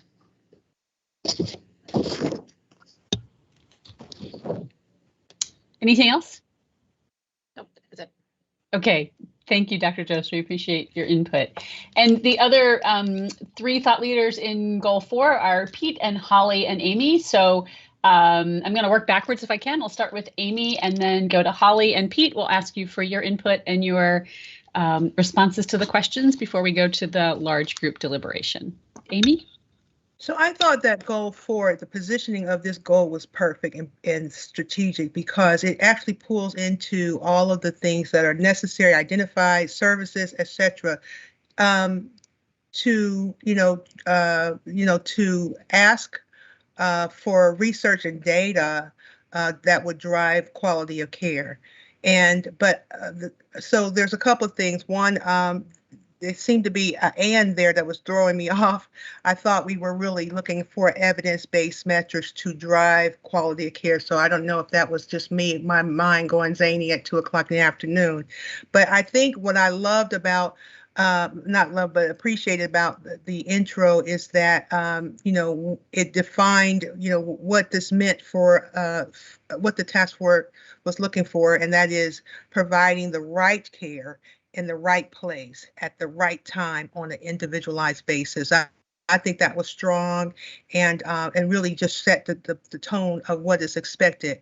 I think someone else said this earlier, and it kind of was I was picking it up too in Goal 4, and that is, with all of the work that's been done thus far with the task force, it feels like we can go a little further and ask for what we really want in terms of an outcome or a goal. So I thought that the layout of the objectives, again, we need to have connectivity. We needed to expand research. We needed to apply the research, and we need to do some feedback after the research was applied. I thought that was a good, reflection of what was expected in Goal 4. But I think there were some areas where I was getting mixed up, like if we did certain things, if we let's say, partner with our universities and or the university completed research on behalf of or as a result of these goals, or and part for as a response to the goals, I don't know if we would get exactly what we wanted out of it. So I too was looking for one, going further, and two, specifics. And so I think the first part, when it said improve connectivity of the Ohio research, I'm gonna go back in the intro statements.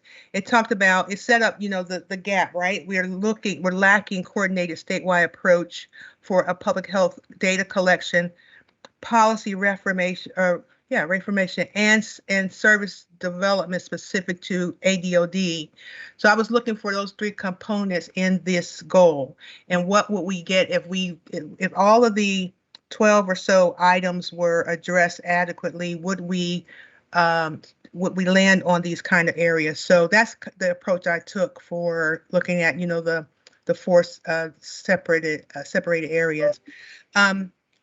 I felt like the connectivity in the research system has to include some way of connecting with the data systems, because everybody's all over the place. We're in legacy systems, we're in new systems, rolling out new systems. And without that sort of embedded in a way to, sources for information, I think we're going to spin our wheels there. And I think the second bullet point, when it said establish an advisory council, was great. But I think we should also not only purpose that advisory council to support the integrated research, but also to inform.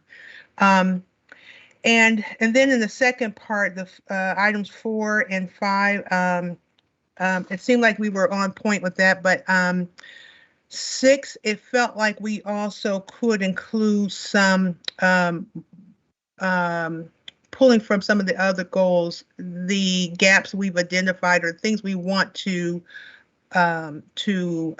identify in terms of the application of research. So I think we said it in many other discussions, staffing needs, caregiver needs, a lot of the things we have discussed thus far.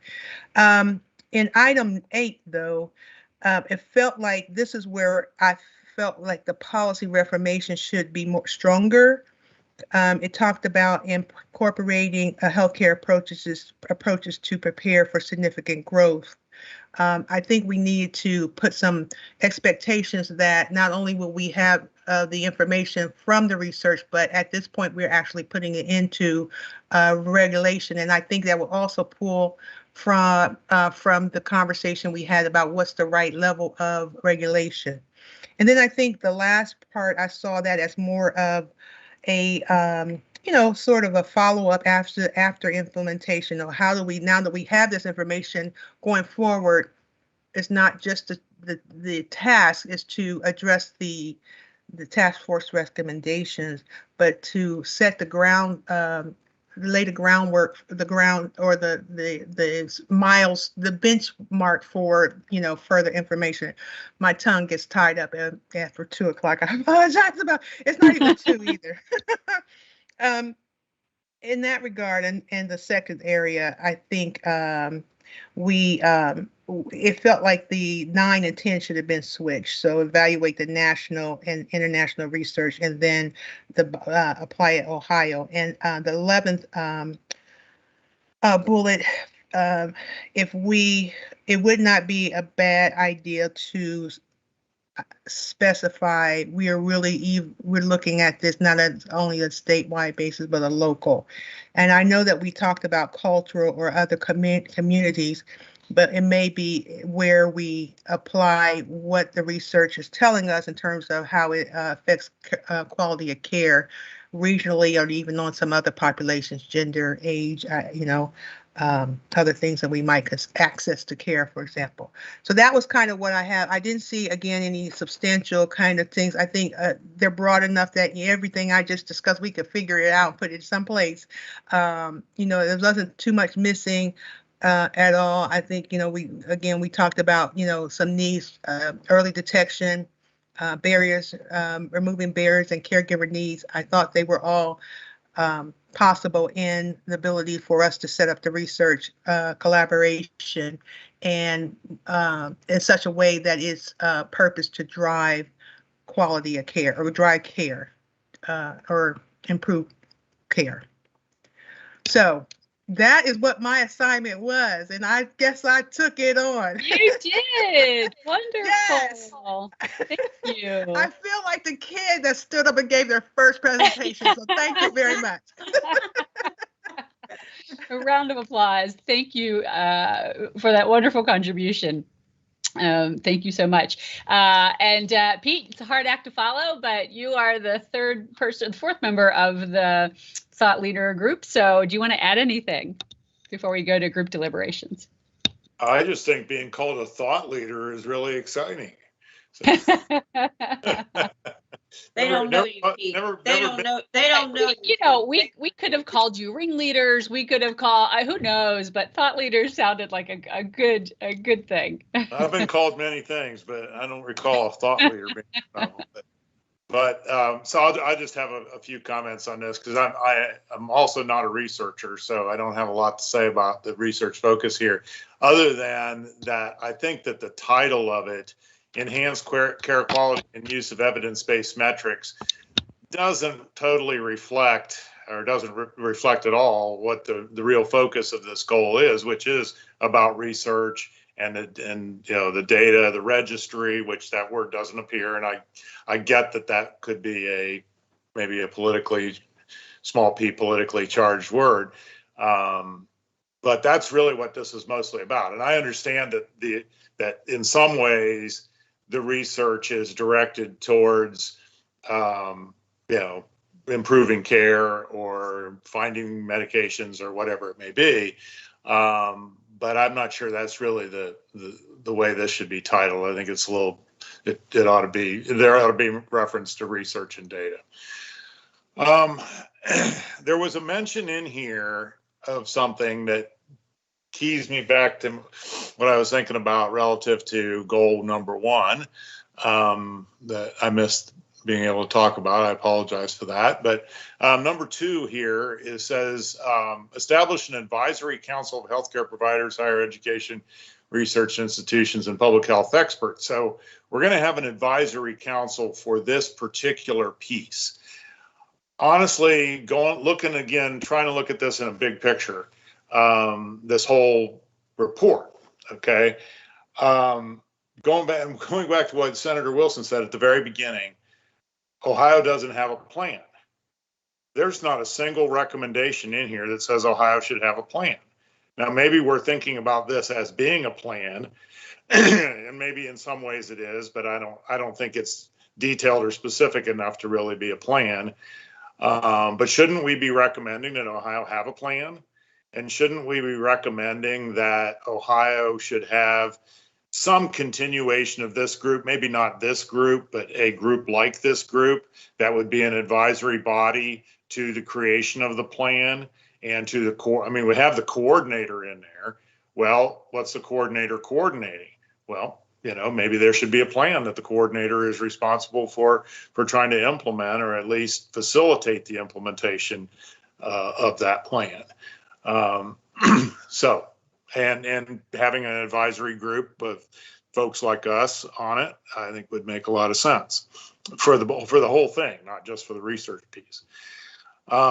Secondly, and this is another one of these niggling points, but there's a mention in here about commercialization of practices, and that one kind of threw me. And maybe it has to do with selling drugs. I don't know.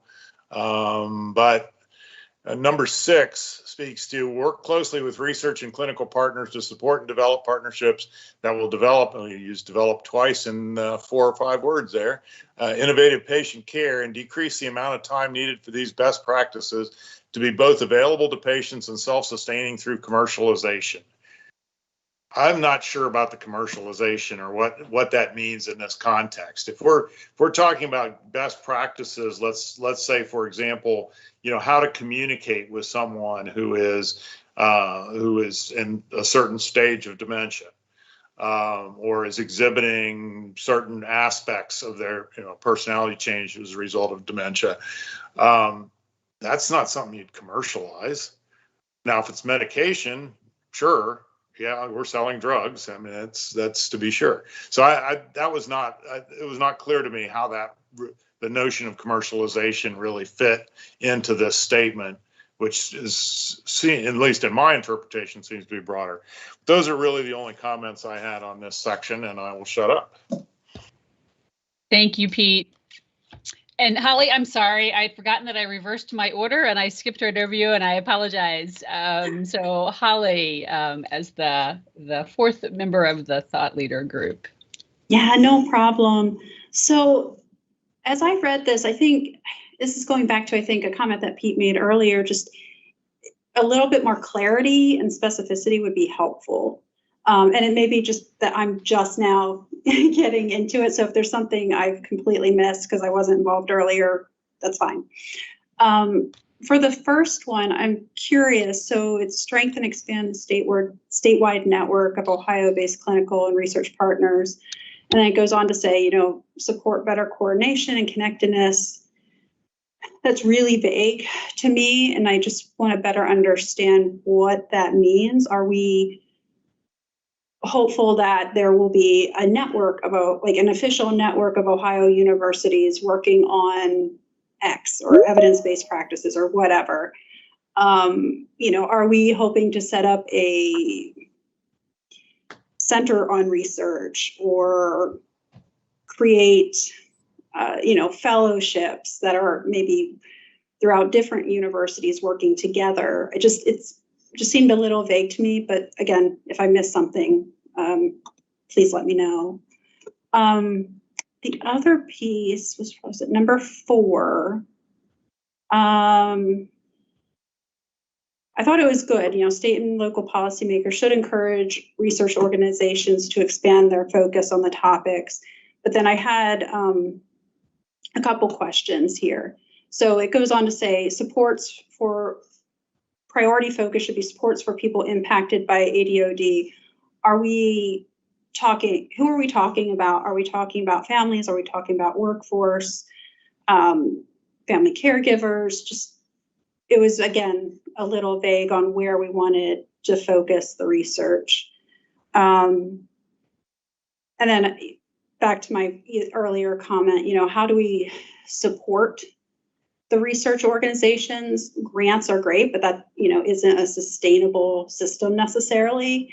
So are we looking to expand, expertise through educational and fellowship and research programs to build our capacity in the state? I was kind of curious about that.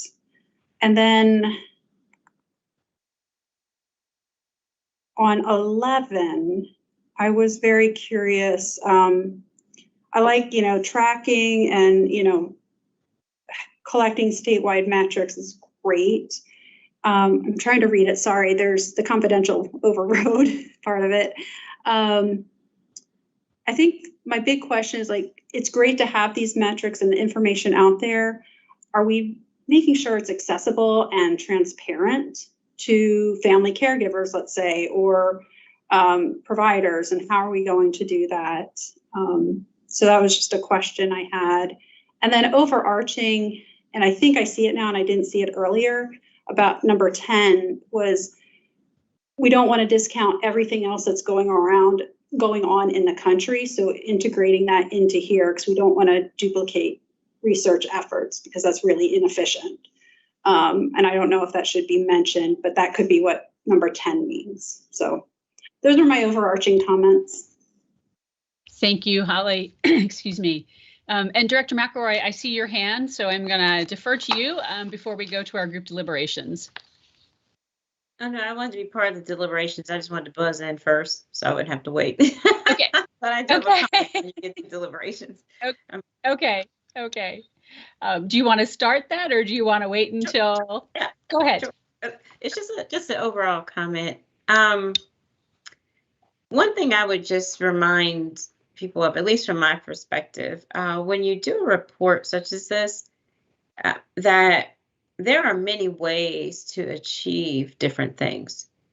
And the report, at least from my vantage point, was to, I think in the findings, we laid out the things that we found. And this report lays out the areas, the objectives, the places that we feel we need to cover, but we weren't so, in some places, prescriptive about everything. Because, for example, I think the discussion here just around research, there are a lot of ways that you can accomplish these things. I think we had always intended that there would be yet another phase where we began to bring together different groups, different parties, perhaps who are even more impacted or more specialists in those particular areas to help with how do we achieve these things. So I hear this sort of refrain that keeps going, and I wanted to at least give some, I think, perspective there. I do agree there are some places in here, what you're saying, that maybe we could be a bit bolder, but this report was not intended to be include everything that was possible and be so prescriptive on how it had to be done. So I think we always contemplated there would be this next phase of implementation, which would allow for many others to participate and provide feedback. And again, lend their expertise on different approaches to accomplish. I mean, you can use different approaches to accomplish the same thing and do it well. So I just wanted to offer that, Leanne. Thank you, Director. And Doug, I see your hand. I wasn't sure if that was up to weigh in on goal 4, or did you have a question? I mean, I got it up this time. Okay. So several years ago, before Director McElroy was there and after Director Berman left, there was a movement at the Ohio Department of Aging to push meal programs. And they wanted to use the block grant dollars to push evidence-based programs. And they wanted to use the block grant dollars strictly for evidence-based programs. Now, we've always used block grant dollars for meals programs. And unfortunately, meals programs are not evidence-based. As Dr. Drost was implying, it's really hard to go ahead and put together a randomized study where you assign one group is the control group and they get no food, and the other group is the test group and they get food. So we pushed that pretty hard, and we're able to get that rectified. But I just don't want everybody to think just because something's evidence-based that it's fits into some special category and it makes everything perfect. We argued the fact that meals programs aren't evidence-based, that you need to push those as much as everything else. So I have a little problem with this section for that reason only. Now, I understand that both Pete and I went to Kenyon and we tend to argue too much, but I will say that I'd like to see that rephrased a little bit. Thanks, Doug. All right, so we will open this up for our group deliberations, and I'm going to start with Bonnie, and then Melissa, and Lisa, who might not be here at the moment. I know she said she needed to hop off, so we'll check in when we get there, but we'll start with Bonnie and then go to Melissa. And I think Bonnie is back. You know, I am back, but I didn't hear some of the discussion, so I think I will pass for right now. Thank you. Okay, thank you, Bonnie. Melissa, are you still with us? This is sort of like, you know, x-axis, y-axis. I have to go down the side and look at participants. I got to look at the initials across the bottom, trying to make that work. All right, it sounds like Melissa might have had to step away. Lisa Brockman, I know you had to step away, but are you back? Lisa might not be on yet. Okay. So I'm going to go to Representative Lightbody, and then Jean Thompson, and then Sally, if she's back. So Representative Lightbody. Well, make it tough for me. Be the first one to give some intelligent comments on this. You know, this one I think is very well developed. it stresses some of the more important things. We don't need to be reinventing the wheel. So reaching out, finding out what is working, and then sharing that information is going to be key. I don't know what research is out there particularly, but I do know that people are working in this area, and that sharing the research, of course, will inform practice in ways that will presumably have better outcomes for the patients and their families. I was looking a little bit, because this piece, more than some of the others, seems to require a little bit heavier computer power. And Ms. Eaton mentioned, I think, that I'm a ranking member on the Technology and Innovation Committee in the House. We have a House Bill 230, which has been referred over to the Senate, but hasn't had any hearings yet. So I'm going to try to talk to the chair of the committee to encourage a little bit of action on that particular bill. But the thrust of it was to look at the computer systems that all the various state agencies have available to them, and make sure that they are updated with some newer technologies and newer software programs, so that they can be most efficient. And I'm sure that the Department of Aging would welcome better computer power and more advanced opportunities for some of the better software that's out there. But also that would facilitate some of this interagency sharing and sharing among other people who are out in Ohio, scattered across Ohio, who are working in this area, be able to share data and get it collected together on some computers, and perhaps at the State of Ohio's Computer Center on the West Campus at Ohio State, where there will be secure servers to maintain the databases, keep them secure and all that. So I hope that that bill may be useful in terms of this particular goal. Other than that, I think I'm going to defer to some of the others who've worked a little bit longer in this. I mean, this is honestly my first day looking at any of this. So I applaud what you've done, and this seems to be fairly well developed to this point. Thank you so much. So we'll go to Jean Thompson and then Sally. Thank you, Leanne. Well, in terms of goal 4, numbers of the items mentioned, I certainly agree with.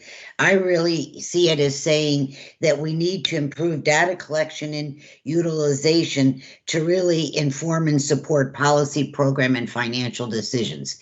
And if I read the whole goal as that, I'm very comfortable with that. I mean, obviously, during the course of our conversations, lots was brought up about exactly being sensitive to people's concerns, etc., because of, as goal 1 points out, the existent stigma of different types of dementias.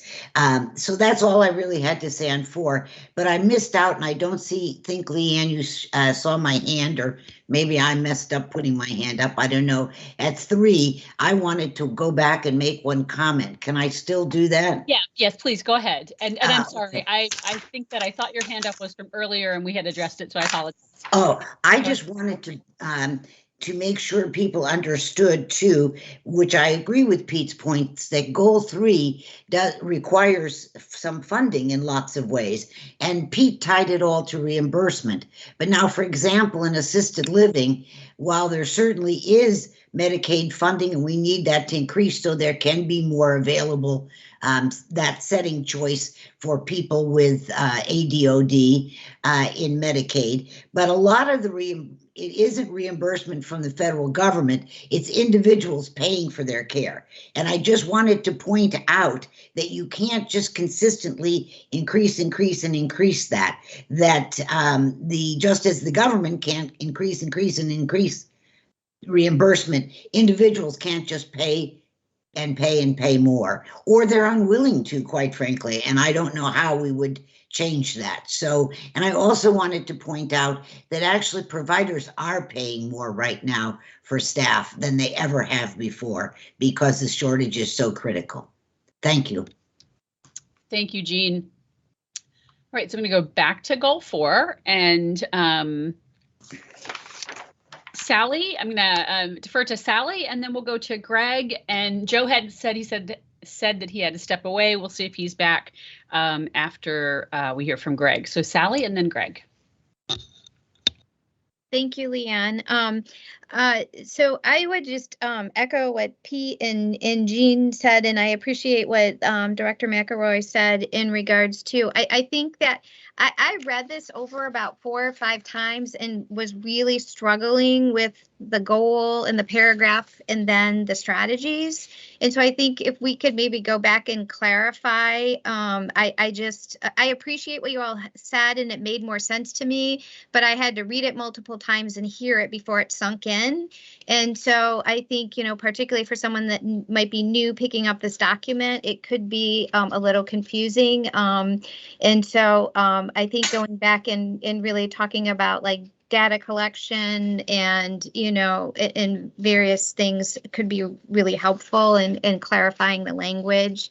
I also, when I read it a couple times, because in other lives, I do more applied and community-based research, and this read very science-y to me, which science is good, and I don't have a problem with that. And some people would argue that community-based and applied research is science, but I think maybe even incorporating that language would be helpful because there's been, over the last 20 to 30 years, some really great work that's been done, and if we can build on the work that's been done would be great. So I would just say, 2 things, somehow incorporating community-based and applied research, because sometimes, research to community can take decades, and if we're wanting to move the needle, not take 50 or 60 years, I think it's important that we, bring things to scale quickly. And I think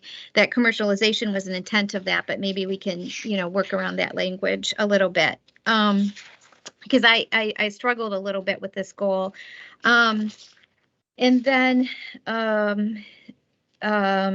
it was interesting. And so I'm showing my age a little bit. But when I read goal 4 some time ago, and this was when the first Alzheimer's line item respite came into play, which was when Dave Hobson and Barney Quilter were in the legislature. Some of you remember those names, some of them may not. But there used to be a line item in the state budget for research. So that's kind of interesting. But it brought me back to the days. That was when I was first starting out my career, and they were good mentors to me, as well as others. But I just thought that was kind of interesting. And then I had one other comment. I just have to look at it. Oh, the other thing I thought with number 9, I know that the CDC has a really good roadmap for public health. And so maybe that's one of the best practices we might want to, there might be some, because I think there's some pretty practical strategies in that roadmap. It's been a while since I've read it, but that may be a useful tool for us to take a look at and incorporate, with the BRIFIS data collection and some of the strategies they have. So. Thank you. Thank you, Sally. Doug, I want to acknowledge that I see your hand, and if you're okay, you're a few people down the list here. I'm going to wait till just to have you weigh in until we get there so we can make sure I get everybody's input, if that's okay. 2 or 3 more people. I'd like to go next to Greg and then Joe, and then Vice Chair Dieferheimer if she's here. So Greg? Yeah, so 2 quick comments. I think this is very obviously Ohio-centric, but I think when we talk about connectivity in research and innovation, I think we shouldn't limit that to Ohio. I think there is a lot of stuff going on nationally and as well as worldwide that we should look at tapping into. So I just think it being so Ohio-centric is great, but at the same time, wording it in a way that's open to us being able to explore what the world is doing related to research and innovation. And then I had one other thing, and I didn't write it down, and it's slipping my mind. Oh, man. It'll come back to me. So if it comes back, I'll raise my hand. So I'm going to stop there. Yeah, raise your hand, and I will capture the folks sort of at the end of the list who might have either not been here at the beginning or wanted to add something else. So great. Oh, I know what it was. It was evidence-based. Just so you know that we should look at things outside of evidence-based, because a lot of people don't deem their research as evidence-based research, but yet it's very good research. And so I think just capstoning it with evidence-based might limit us a little bit. So we need to just think about how we use the evidence-based terminology throughout the document itself. Great. Thanks, Greg. Yep. So I'm going to go to see if Joe is here, Vice Chair Diefenheimer, and then we'll go to Doug. So Joe, are you back with us? Joe Russell? Not yet. Okay. Vice Chair, thank you. Thank you. Just a couple comments. So one, as far as the data collection systems, and I'm looking at it right now, I think one thing that needs to be included is kind of collection of data also on from the caregiver side. So that would align kind of with the CDC, which is mentioned before, a roadmap. There are, with our existing surveillance systems, there are modules to collect information more about the caregivers and the impact on caregivers, and it can really help inform both policy and decisions. So if we could kind of work that into, I think that would be more comprehensive. The other thing was the previous strategy dealt with a lot of the workforce needs, but when we went through that, we didn't really there was all those assumptions of what was the picture of the workforce needs, which are very valid, but within this section, do we need to also kind of address that to truly understand what, based on data, trying to estimate what the workforce need is, or understanding our capacity at Ohio, or what our capacity will need to be in the future, that can truly kind of help those longer term initiatives and longer term policies. So that might be something to kind of look at. And then the only other comment I have is, there was some kind of, and I think it's following up on the last conversations about evidence-based programs, that is definitely like the gold standard in the hierarchy. Sometimes where it may be appropriate would be, if we're concerned about some terminology, maybe more so like on the realms of like policies, not necessarily treatments and things like that, but a lot of times we'll use evidence informed. So that might be kind of another strategy to imply in the document if we don't want to get too stuck on evidence-based, but yet I think we have to be selective where that is, because there are certain areas where evidence-based should be used. But so those are just a couple comments. Thank you, Vice Chair. I appreciate your input. We're going to go to Doug, and then Trey, if you're back, and Tina. So Doug? Yeah, I took it down because I was going to violate protocol, and I wanted to go through a meeting where I didn't get in trouble. So I will go to the chat. Well, we appreciate your following protocol, at least in an attempt to help us get through big discussions with lots of people.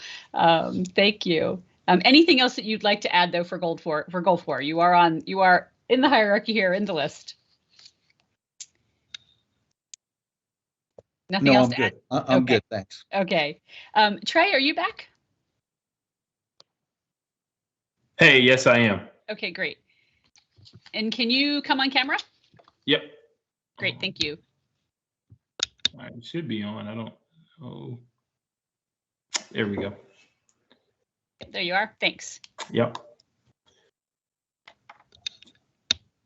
On Goal 4, I didn't have a whole lot. I think, the research component obviously is something that there's a lot of opportunity, frankly, in Ohio, based off of the meetings that we had throughout the state as a task force in the listening sessions. I mean, obviously, the more we can double down on at-home research is huge. The opportunity to leverage some of that research and scale it out to even other states and share that is also equally large, and really can have dramatic impact on areas of early detection, as well as, respite, caregiving, et cetera. So I think, research to me is huge. I think we've got to double down on that investment, specifically in the state. And it also will highlight some areas of disparity. And I think I kind of alluded to it earlier, but, we've got to get a baseline. We've got to get we've got to get a baseline of where we're at as a state in general, but also where our disparities lie, specifically in rural areas and highly urban areas. And the last piece, the data collection and utilization, that is the baseline. We do not have a repository of data around ADOD. And until we have that, that is one of the biggest tools that we need. And that's the biggest tool in the toolbox that we'll have to truly be able to go out and impact not only families, but also those individuals living with the disease. Again, as we look at where this research is going, where the science is going, and where there's potential treatments, the repository of information is going to be huge, and data collection is going to be huge. So as a state, we've got to invest in it. We've got other states that are similar size that are already doing that, and they have baseline, they have information, they have insight on the population in the state. So this is an area of investment that obviously I think is super important. Thanks, Trey. So next on the list will be Tina, Director Ashenhurst, and Pam. I'm not sure that Tina has rejoined, but let me just verify that. Okay, and Director Ashenhurst, are you with us? Great. So we'll go to Director Ashenhurst and then Pam. And I really don't have anything to add for goal 4. I think it's really been beat up a bit. So I'm following all and agree with much. Thanks. Okay. Thank you. Pam Reese and then Erin Pettigrew. Pam. Yes, thank you. And Leanne, I apologize. I am having severe difficulty with my video camera today. So again, I apologize for that. So I can't, it won't even come on. That's okay. Thanks for letting us know. Yes, and I have no further comments on goal 4. I think a lot of great points have been made, and I agree with those. Thank you. Thank you. Erin. Hi, yes, thank you. Again, I don't want to beat up on this one either as much. I just wanted to ask if perhaps number 10, the evaluation of national and international research, I think the clinicians and the researchers would say that they already review and evaluate all of the research and the implications. And I'm not sure what we mean by support. So I don't know if that means we would provide them maybe some grant funding for research and integration into care, or if we are looking more at that they would be taking what they've already learned and then merging that into that advisory council role. So I'm hoping that they would be able to bring the high level research down to the advisory council so could understand what's been happening at the high level research level. And I would hope that that advisory council as well would be pretty wide in terms of who participates. I'd like to see some of our partners that may not be focused on Alzheimer's and other dementias as much as we are, ODOT or natural resources or developmental services, any of the other agencies and partners out there that impact people, but that could be welcome in the world to learn about those. I think that was the only one about that one. All right, thank you. Thank you, Erin. Let me just quickly offer Bonnie and Melissa and Joe. Melissa and Joe, if you're back, and then Bonnie, since you were first on the list, if any of the three of you would like to add anything additional. A couple of you weren't here and might not have had a chance yet. So Bonnie, Melissa, or Joe, anybody want to add anything for goal 4? This is Bonnie. I have nothing left to add. Thank you. Thank you. This is Melissa. Nothing to add. Okay, thank you. All right. Thank you. We have gone through the large group deliberation and the thought leaders report out. We're going to take a 5-minute break. We'll make it 7 minutes to make it easy for time. So it's 2:03. We will come back at 2:10 and dive into goal 5, which is our last goal for review. I'll see you all in 7 minutes. Okay, welcome back, everyone. I have 10 minutes past 2, so we're going to go ahead and do our review of goal 5, and this is the final goal we have to review. Thank you all so far for your participation and really intuitive thoughts on how to best put forward ODA's recommendations. So goal 5 says, optimize the use of funding and financial support. And then the strategies associated with Goal 5 are improve affordability of care, incentivize workforce development, increase participation in long-term care insurance, and invest in caregivers. And let me get back to Goal 5, there we go. Our thought leader group for Goal 5 was Jean Thompson, Greg Zini, and Director Ashenhurst, as well as Tina Hockwalt. But I'm not sure that Tina's been able to join us for the rest of the day. I think she was here this morning. So Greg has agreed to do the group review. So Greg, I will turn it over to you to do a review for the full group, and then we'll give the other thought leaders an opportunity to share their perspective as well, and we'll move to the large group deliberation. Greg, it's all yours. Excellent. Everybody wake up. We're almost done with this. Come on. That's now. right. Hang in there. Well, for the most part, when you read down through it, it hits on most of the things that we have concern about. I will say this, that I think it should be goal number 1, not goal number 5. If you think about, the financial and funding implications, it really is the backbone to almost everything that we need to accomplish in all 5 of these goals. And so just a thought, maybe putting it as goal number 1 might be a good option there. And then also, I think that even the title of it itself, how it's just optimize the use of funding and financial support, I would probably put in there optimizing and increasing the use of funding and financial support, be a little bit more bold about that, because one of the main things that we deal with from government supported funds is it's just not enough. And for a company or an organization to provide the type of care that needs to happen in a dementia environment.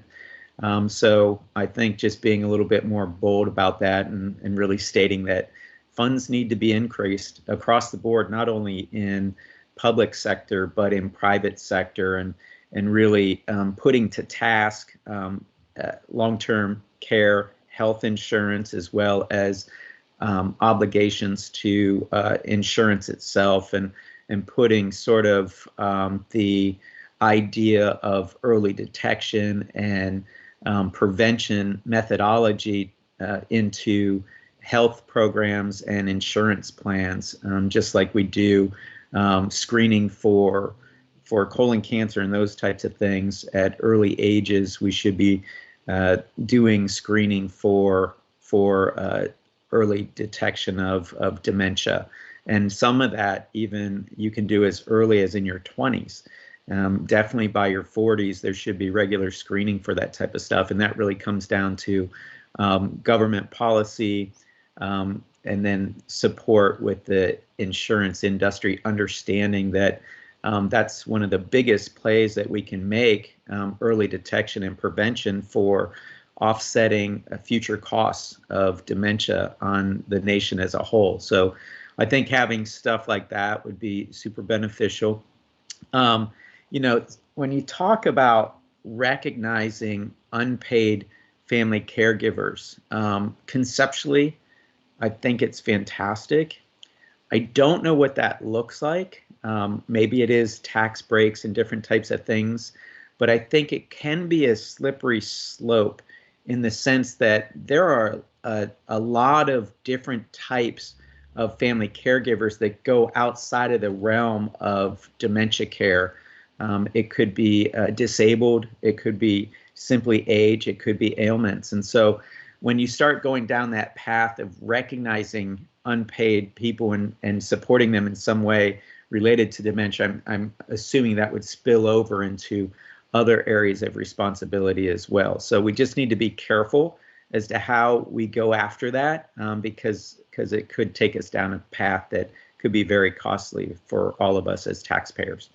And then talking a little bit about the work shortage, and obviously most of you know that it's been tough on our industry. We've lost a lot of really good caregivers, nurses, aides, all different types of disciplines within our industry to early retirement and just moving into other industries that we just couldn't offer the same types of things. And so one of my personal frustrations is creating affordability for health benefits. And so I think if Ohio could focus on, and it's the larger companies that can really take advantage of that. It's the smaller companies that I honestly think have the ability to provide the best care, because everything's sort of localized decisions, to allow them to have access to health care that is affordable for both the employer and the employee at every level within the organization would be something that would be a game changer for our industry, almost any industry. But if Ohio could sort of lead the way on creating affordable healthcare benefits, that would be a huge advantage for us. And just so you know, there is a correction in the marketplace related to wages for employees in our industry. And I can just use a personal example.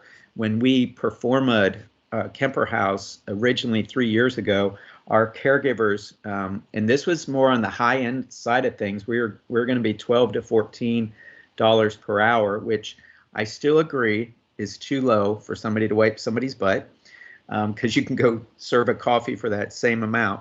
But now we're at 15 to 18. So, and even higher in some cases.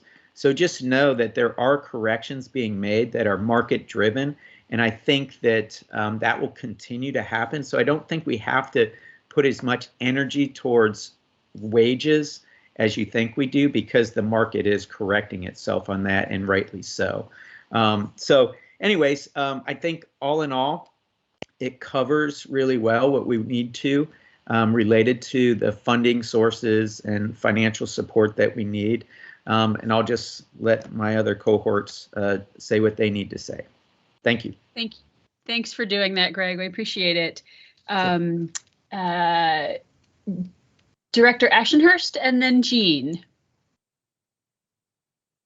I think Greg was pretty thorough, but I guess as I read through this, I think I've missed this whole opportunity here, because if we could find a way to screen anyone going into any type of nursing care and say, did you serve in the military, and make sure that they're connected to their VA benefits, because the VA will pay any nursing home that qualifies, they have to meet certain criteria, a stipend for that veteran. And with memory care, they pay even more than they do for straight nursing care. So I think of that. And they also have the VA also has a program for caregivers. There is a stipend that can be paid if they do this instead of having to put the person in a home. And there's this organization, the Elizabeth Dole Foundation, that's very progressive in trying to recognize caregivers and make sure that they have benefits. And I think it's overall caregivers, not just for memory care. So worth looking into. But I really, a couple things I honed in on, which we've all been talking about, the wages and the sustainable wages, and that's kind of been a theme throughout all of the goals. So I won't elaborate on that anymore.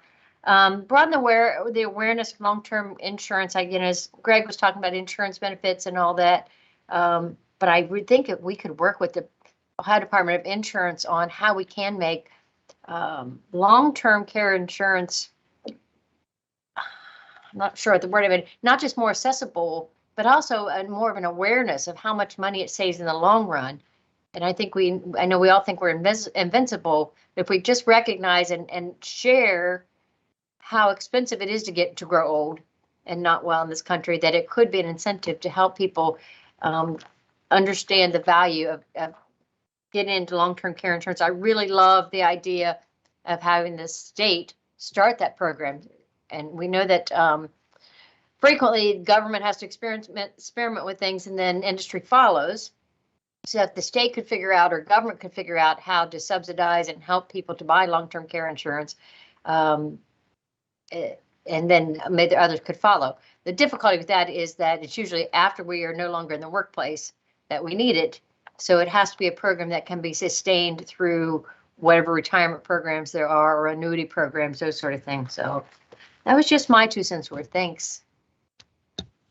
Thank you, Director. Greg, I see your hand. Can I let Jean add her her information, and then we'll come back to you before we do the group. Great, thank you. Jean? Thanks very much, Leanne. Well, actually, it was nice, Greg, that you let me go, because I was going to say I thought you made a lot of great points, and that I loved your idea about the title stating increasing, because otherwise it implies that there is adequate funds if we just used them better. And I don't believe that really is the state that we're in. I agreed with your slippery slope. Wages, I had said earlier that wages are going up, that they have gone up. So I agree with you completely there. There were obviously a couple of items in this that really caught my attention, because like evaluate current funding rates for services related to Medicaid. And it even particularly pointed out for residential care services. I just noticed that Director Ashenhurst said that the VA pays more in the aid and attendance program if it's memory care than if it's just nursing care. Well, the state of Ohio doesn't do that. The state of Ohio in Medicaid pays the same rate for just regular assisted living as it does for memory care. And for years, we have said that doesn't work. So I think that kind of enhances that concept. I think it's, I love long-term care insurance too, but a few years ago, a big study was done on it with numbers of legislators involved too. And the problem was that private companies just weren't taking it on. And they weren't taking it on because what they found was that if they had rates that were rates people would accept and would actually buy into, they were losing money in the end because, you know, to be honest, someone, let's say it's early onset diagnosis of some ADOD, and that person could live 30 years. I mean, that's an extreme case, but with that. So it is a very hard thing to balance, and I don't know what the answers are on that and how we could make it more attractive. But I mean, obviously it would be a wonderful thing, but somehow or other it would be another one of those public awareness campaigns where we would somehow have to convince. The way they can make it affordable is if people buy it at a younger age. And there we would have to somehow or other convince people working in their, you know, late 20s or 30s that, hey, you need to get long-term care insurance. So that would be a big sell. But I mean, obviously, it would be a wonderful thing if it could happen. I did like your idea that maybe one way that we could help providers meet the challenge of the workforce crisis, it would be by having a more affordable health plans available to them to purchase or participate in for their staff. That would be great. But overall, I am very supportive of this this goal, and I did like that it even mentioned talking about that population of people that aren't quite at Medicaid eligible, but still need help. I mean, they have some money, but just not much. And I like us to look at ways to help that those people that are in that middle group. Not at Medicaid, but could really use a little governmental help in their care. Thank you. Thank you, Jean. I'm going to come back to Greg really quickly, and I do not want to rush us through. I do want to just point out that we have about 25 minutes, maybe 30, and we want to make sure we leave some time at the end for the director's closing statements. So I'm going to come back to Greg, and then we'll start with our group deliberations. And our group deliberations, just so you know, we'll start with Holly, and then Lisa and Dr. Drost. So Greg, you want to kick us off, and then we'll go to Holly, Lisa, and Dr. Drost. Yes, Jean really touched on, I was going to mention about the long-term care insurance as well. You know, as now a provider, I see the tremendous value is if you have purchased 20 years ago a long-term care insurance, it was very affordable, and now there's only a handful of carriers and it's really expensive. And so if we can somehow offset that cost and make it more lucrative for insurance provider from a government funding perspective, I think there's tremendous value in that. And then just sort of hitting on that middle ground, I always tell people to do great dementia care, you either have to be broke or have tons of money. It's that in between ground, they really struggle. And they're the ones that typically are stuck with the at-home care, that it's family caregivers. So I agree with Jean. If there's some way to put in our goal to create some sort of support for that middle ground, that would be tremendous. Thank you. Thanks, Greg. All right, so we're going to go to the group deliberations, and I'm going to start with Holly, and then we'll go to Lisa Brockman if she's back. And after Lisa will be Dr. Drost. So Holly. Yep, thank you. So yeah, I'm glad everyone mentioned the long-term care insurance because that was one of my first thoughts. And it's obviously not a replacement for long-term care insurance, but maybe having the state create a mechanism to even save for those retirement years, just like I said, it won't replace having long-term care insurance, but there are, there's plenty of research out there that we're not even saving enough generally, and this could help in the long term. I was really pleased to see number 9 and 10, and I hear, Greg's concern about the slippery slope. There are definitely some interesting models out there, so I was very happy to see that. And then obviously, enhancing caregiver supports. It's so important to support all of the unpaid. I think we have over 1 million unpaid family caregivers in the state. So just very happy to see those, and thank you. Thanks, Holly. Lisa, hi.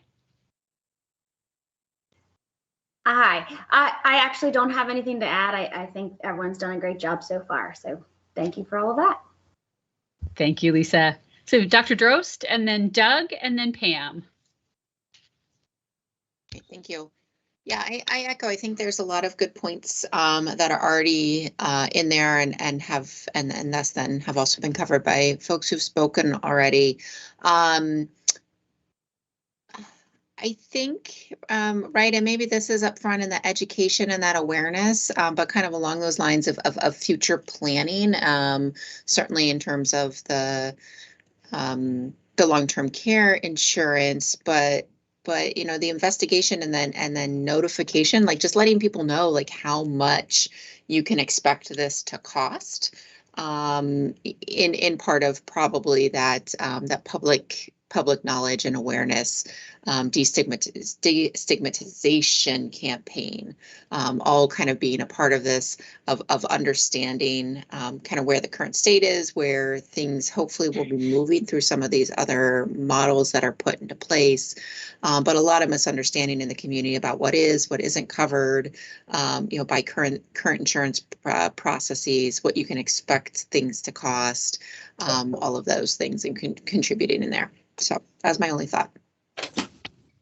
Thank you, Dr. Drost.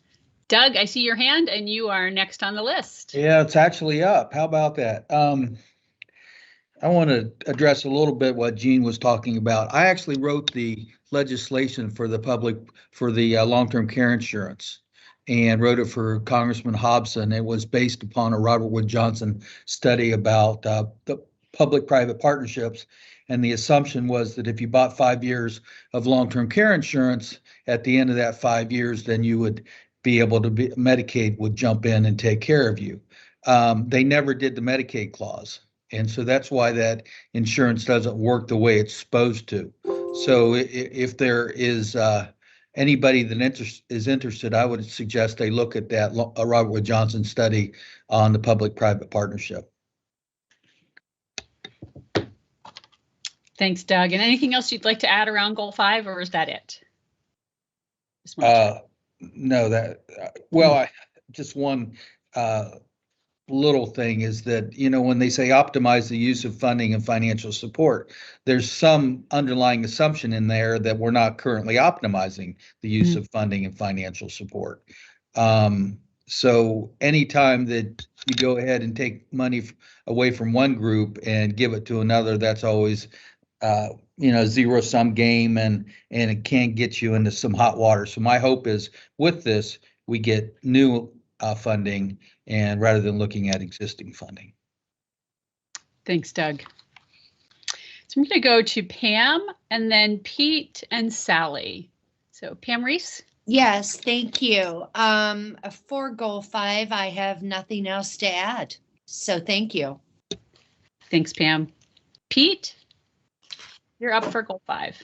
Thank you. A couple comments on this one. I agree with the optimize language. That does kind of sound like it's a budget neutrality kind of approach, which is not going to work. I think, as I've thought about that and this goal, and which has a lot of interrelationship with goal 3, I think it was the one that was about workforce. I think that something we ought to expressly, and maybe it's in the findings, I don't know, I don't remember what was in the findings, honestly, but I think we ought to expressly recognize and say something about the workforce situation that we have now is not going to get appreciably better going into the future just on its own, because the demographics are against it.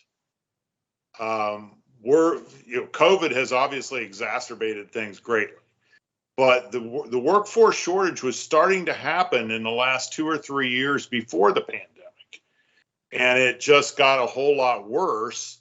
And maybe as we ease out of the pandemic, it'll get a little bit better, but long term, it's here to stay. It's just the demographic imperative is there. So I think we need to recognize that, and that then ties into, the need for increased wages, the need for funding to providers to allow them to increase wages, et cetera, all the other things that we've already been talking about. But I think that's kind of the, a foundational piece to that. This isn't a temporary issue. I'm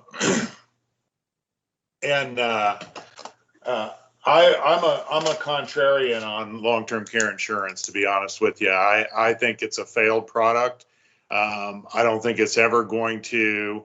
I think Greg mentioned something about government subsidies, but absent something like that, and if you're going to subsidize it, then why do you? It is not really doing what it's supposed to be doing. But I don't know. I don't think it's got a lot of value, and I think the market has shown that, and putting it into this report, I'm not sure. I don't really support that, but let's see. I think I have 1 or 2 other things here. Let's see. Oh yeah, some more of the some more of these words that I don't understand what is meant, and it's not a matter of being prescriptive necessarily around this. It's a matter of clarity. When we talk about things like alternative funding strategies, this is number 1 under goal 5. Explore alternative funding strategies, and then later on it says new public financing models based on actuarial data. What are we talking about there? What does that really mean? Sounds like managed care to me, but that's just how I read it. Actuarial and managed care kind of, go together. But I don't know. I'm not sure if that was what was intended, but it's not clear. The one last thing I would say is relative to the stipends for people taking care of their loved ones at home. I'm all for that, whether it's tax credits, refundable tax credits, whatever it is. But we do have to be. There have to be safeguards built into that. That sort of thing is, although it's a very admirable thing to provide, there's also a lot of opportunity for abuse there. I mean, quite honestly, it's just it's ripe for abuse, and we all know that there is a lot of bad stuff that goes on within families out there, particularly when someone is vulnerable and not able to defend themselves. So I just want to, we ought to build that into that notion. It's got to be an accountable kind of thing. Those are my thoughts. Thanks, Pete. Let me go to Sally and then Aaron and Lori. Sally? Thank you. So without repeating, I think that maybe the language on some of this needs to be clarified. Again, I agree with some of the things that Pete said. I was tripped up a couple of times when I read through some of this and was trying to understand what it meant. It could be me, but I was having trouble reading some of this, and I also have concerns about, we don't want to take from one program to fund another, and because that can have long-term effects that we hadn't anticipated. The other thing that we see a lot is a lot of working poor and middle class who don't qualify for programs. So supports that we can put in place for people who, just don't hit that Medicaid level, but they're still struggling. So services and supports that we can offer to them, I think is important, because those are the folks that tend to fall through the cracks. I think we see that a lot, and that's hard to see. I do, I think wages have gone up, and I think that's wonderful and it's good, and we're trying our darndest to do that too, but prices are going up. I mean, we've had double-digit healthcare increases for the last 3 years, and I think it's going to be even worse the next couple of years because of COVID. So, paying attention to that as we look at reimbursement, because while $15 an hour is a great starting wage, it maybe was 5 years ago. I'm not sure if it's going to be in 2 years, so, or even next year. And so that's one of the things I think we need to pay attention to and factor in. And I know that Yonda had mentioned a new state public long-term care insurance policy. If there are supplements that can be available for people, because I think that long-term care insurance is unreachable for a lot of individuals. And so, if there's programs that we can model, that would be wonderful. And maybe on number 9, also talking about tax credits. I think people are often very appreciative of, looking at alternative ways to support families can be hugely helpful. So thank you. Thank you, Sally. I'm speaking to Aaron and Lori and then Amy. Thank you. On goal 5, I didn't have much to offer beyond what others did, but under the participation in long-term care insurance and other employer partnerships, I wondered if we could touch on employer incentives, or not incentives, but benefits for caregivers. So I know FMLA is only useful in certain circumstances, and many businesses are not subject to FMLA. I wondered if there was something we could explore with incentives to businesses to be more flexible for caregivers missing time from work or with leave. So I think that was my only comment on this one. I'll leave it to the others on the financials. Thanks, Erin. Lori? Lori Stevik-Rest, are you still with us? I know you had to step away for a bit. Okay, I'm going to keep moving us ahead. Amy Eaton, and then we'll go to Trey. Hi, Amy. Good afternoon again. No additional comments. I think we've covered it very thorough. Did a thorough job covering the goal 5. So nothing additional. Thank you. We'll go to Trey, and then Joe, and then Bonnie. Trey. Yeah, I think a lot of it has already been covered. I think one thing to piggyback off of something that Pete said is that the facts are, workforce is not going to fix itself, and it's not going to get better based off of all the statistics, especially within this particular area. It's only actually going to get worse. I think the quicker we can figure out how to incentivize workforce to get in the space, hopefully that helps. But just speaking candidly, in other states that have tried to do that, I believe Wisconsin, where they did put together an incentive package for individuals to get into this space, it didn't go so well. So I think we need to think strategically. If we are putting together incentives to get people in the workforce around long-term care, specifically around caring for individuals who have memory or cognitive decline or memory issues, what does that really look like? And really talking to workforce and doing a roundtable, in my opinion, with people in the workforce and asking them what are the things that they would like to see and what is impeding people from progressing into this area, into this space. I think that's something that's big. We've done some preliminary, had preliminary conversations, and there is a number of challenges. Tuition reimbursement has come up, but there are some other things that do play into this. Hours worked, very complicated, care situations and all of the like. I think the other thing around the family caregiver cash stipend, obviously my colleagues in Minnesota had worked on that.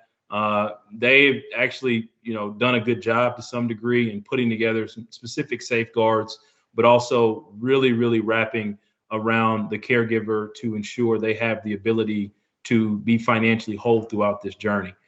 So I agree. We definitely want to have safeguards in place, but it definitely works when you are caring for someone at your home or at their home in this, when the finances aren't always there. So that's always a challenge. I think beyond that, I just want to reiterate the workforce component. We've got to figure that out from a reimbursement standpoint. If we are increasing reimbursements, quality should follow. But I do agree that reimbursements should definitely be on the table. And how do we ensure we can get those increased, but also make sure that the quality of care is increased at the same time?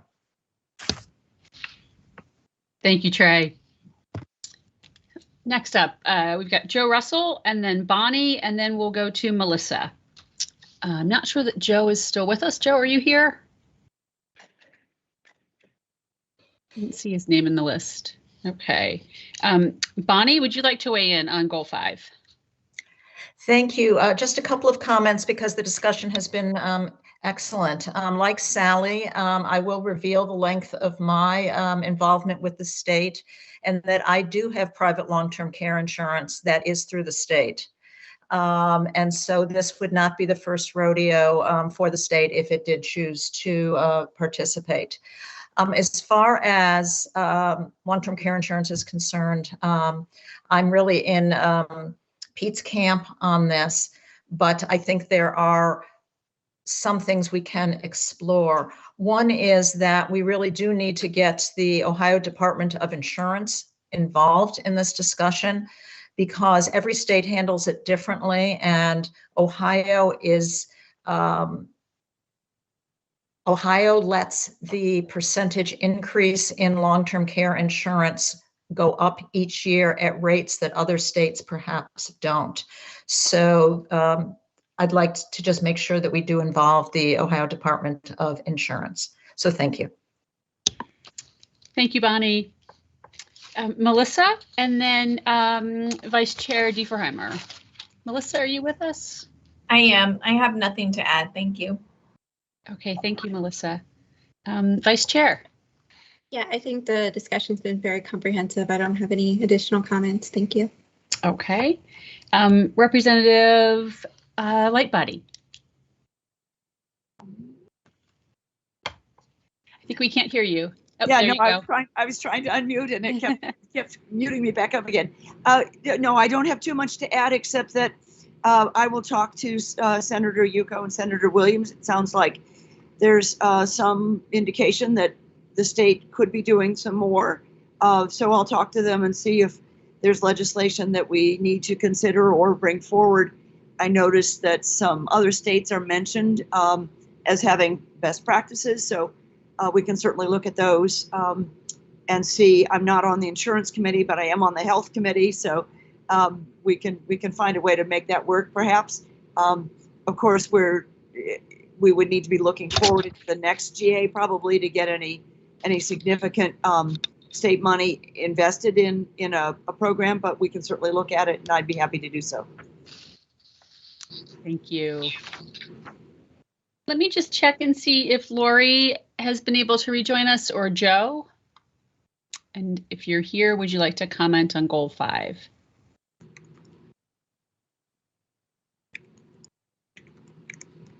Okay. Did I miss anyone for goal 5?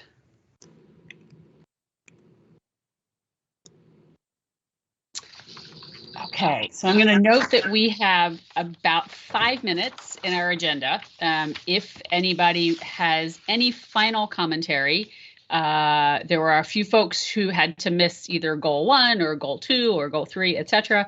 So if there's anything that, as you were sort of looking at your notes, you realized you did not have a chance to address, I'll open the floor for that for just a couple of minutes, if anybody wants to.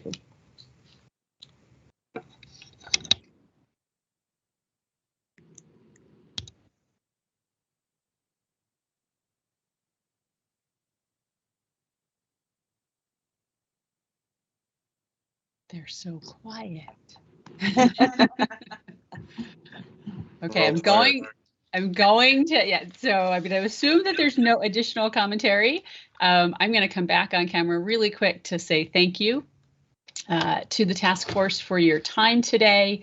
I'm going to stop sharing because in just a moment I'm going to turn it over to the director. I'm just going to thank everyone for your time. And I think I said this last summer early on, you all make a facilitator's job easy. You follow the rules, which is really helpful.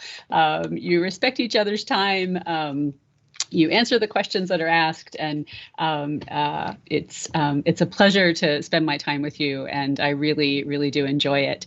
So thank you all for your time today and for the work that you've done ahead of time and then for today. And I will hand it back to you, Director McElroy or Assistant Director Carlson, for our wrap-up. Thank you, Leanne. I know it was a pretty full day, and thank you again, as Leanne said, for everyone hanging in there. Just wanted to give you an idea of what you can expect next. My hope is to have all of this work wrapped up within the next 4 weeks. Give you an idea of how we're going to move this. We're going to take the feedback that we received today, and we'll be meeting tomorrow with Sage Squirrel. We have a weekly meeting with Sage Squirrel in which we review information. We make refinements to information, we share information. So that will happen tomorrow. There'll be a lot of work between now and tomorrow. Following, once we have some of that information and the edits from Sage Squirrel, then our department will then do our top-down review and make any edits or suggestions as well to the report. Then, at which point we will want to share sort of a preliminary version of that report with our sponsors, with Senators Yuko and Wilson, as well as with the Alzheimer's Association with Trey. Following, we will be certain that before we publish the report that the task force will have an opportunity to see it in its entirety, and you will have that at that point. You'll have an opportunity to sign on or not. Ideally, everyone will sign on. Everyone will be in agreement. This has been, I think, a pretty comprehensive process. We've done the best we can, from being virtual to trying to come back in person, to going back to virtual. I mean, we've had to do this with a lot of different platforms, a lot of different ways, but we do believe that we're at a place now to where once we get this information, make those refinements, that within the next 4 weeks that we'll be able to put this before you for your final vote to decide if you will sign on. And then hopefully shortly thereafter, we'll be in a place where we can publish. So we've got a lot in the next 4 weeks to do, but we feel confident that we can do this. And if you have questions in between that time, certainly feel free to reach out. Following that, we would like to have the group likely touch base yet again one more to talk about next steps, to make certain that we've checked all the boxes and the things that we are required to do. and to be certain that we're all on the same page on the release of this information, sort of a communication strategy, and again, as I mentioned, what happens next.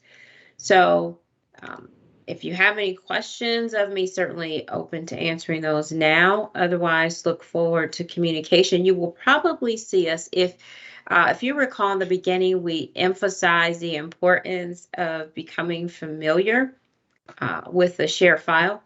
You will see that a lot of information will continue to be pushed through that file. So we will ask you to hold on to your credentials to know that that's where a lot of the information will be posted, where a lot of the commentary will be posted, where you'll be able to, I think, lend your comments as well. So that will be the vehicle that we will use, and we'll probably use it rather heavily over the next 4 weeks. So I don't know if there are any questions or comments about the process. Keep in mind, I should probably say this to you also, I do want to give you assurance that during these times when we're reviewing and refining, we are also still having conversations, gathering information, synthesizing information. The work doesn't stop in between the meetings, and I hope that's evident by the work and much of the things we've been able to push out throughout these different periods of when we come back together. So questions or comments? Or Doug, I see your hand. Well, this is the second or third one of these that I've been on. And my hope is that legislation will come from this report, which will create a funding program for an Alzheimer's disease initiative in the state of Ohio, where it'd be recurring funding somewhere in the $30 to $35 million range. Well, I appreciate that, Doug. I appreciate that. I mean, again, we've had some very engaged, I would say, members of the legislature. So I think they probably are hearing you loud and clear. Yeah. Any other comments or questions? I want you to know that we realize how important this work is, and we want this to be a very strong report. We want it to be a report that someone can pick it up, they can understand it, and they can see or find how they can get behind it, whether it be a caregiver, someone who works within the industry. So we're trying to be certain that this report it can be used by many and appreciated by all. So that's why your very candid feedback is so important to us. So, and those of you who know me know that I appreciate candor. I exercise it. I practice it pretty often. So do we have any other comments or questions? Or all right, well, we're going to take back this great information we got today. We're going to get to work. And again, I think I've tried to lay out the time frame and what you can expect. Thank you. Thank you all. Bye, everyone. Thanks all. Thank you. Bye-bye. Bye-bye.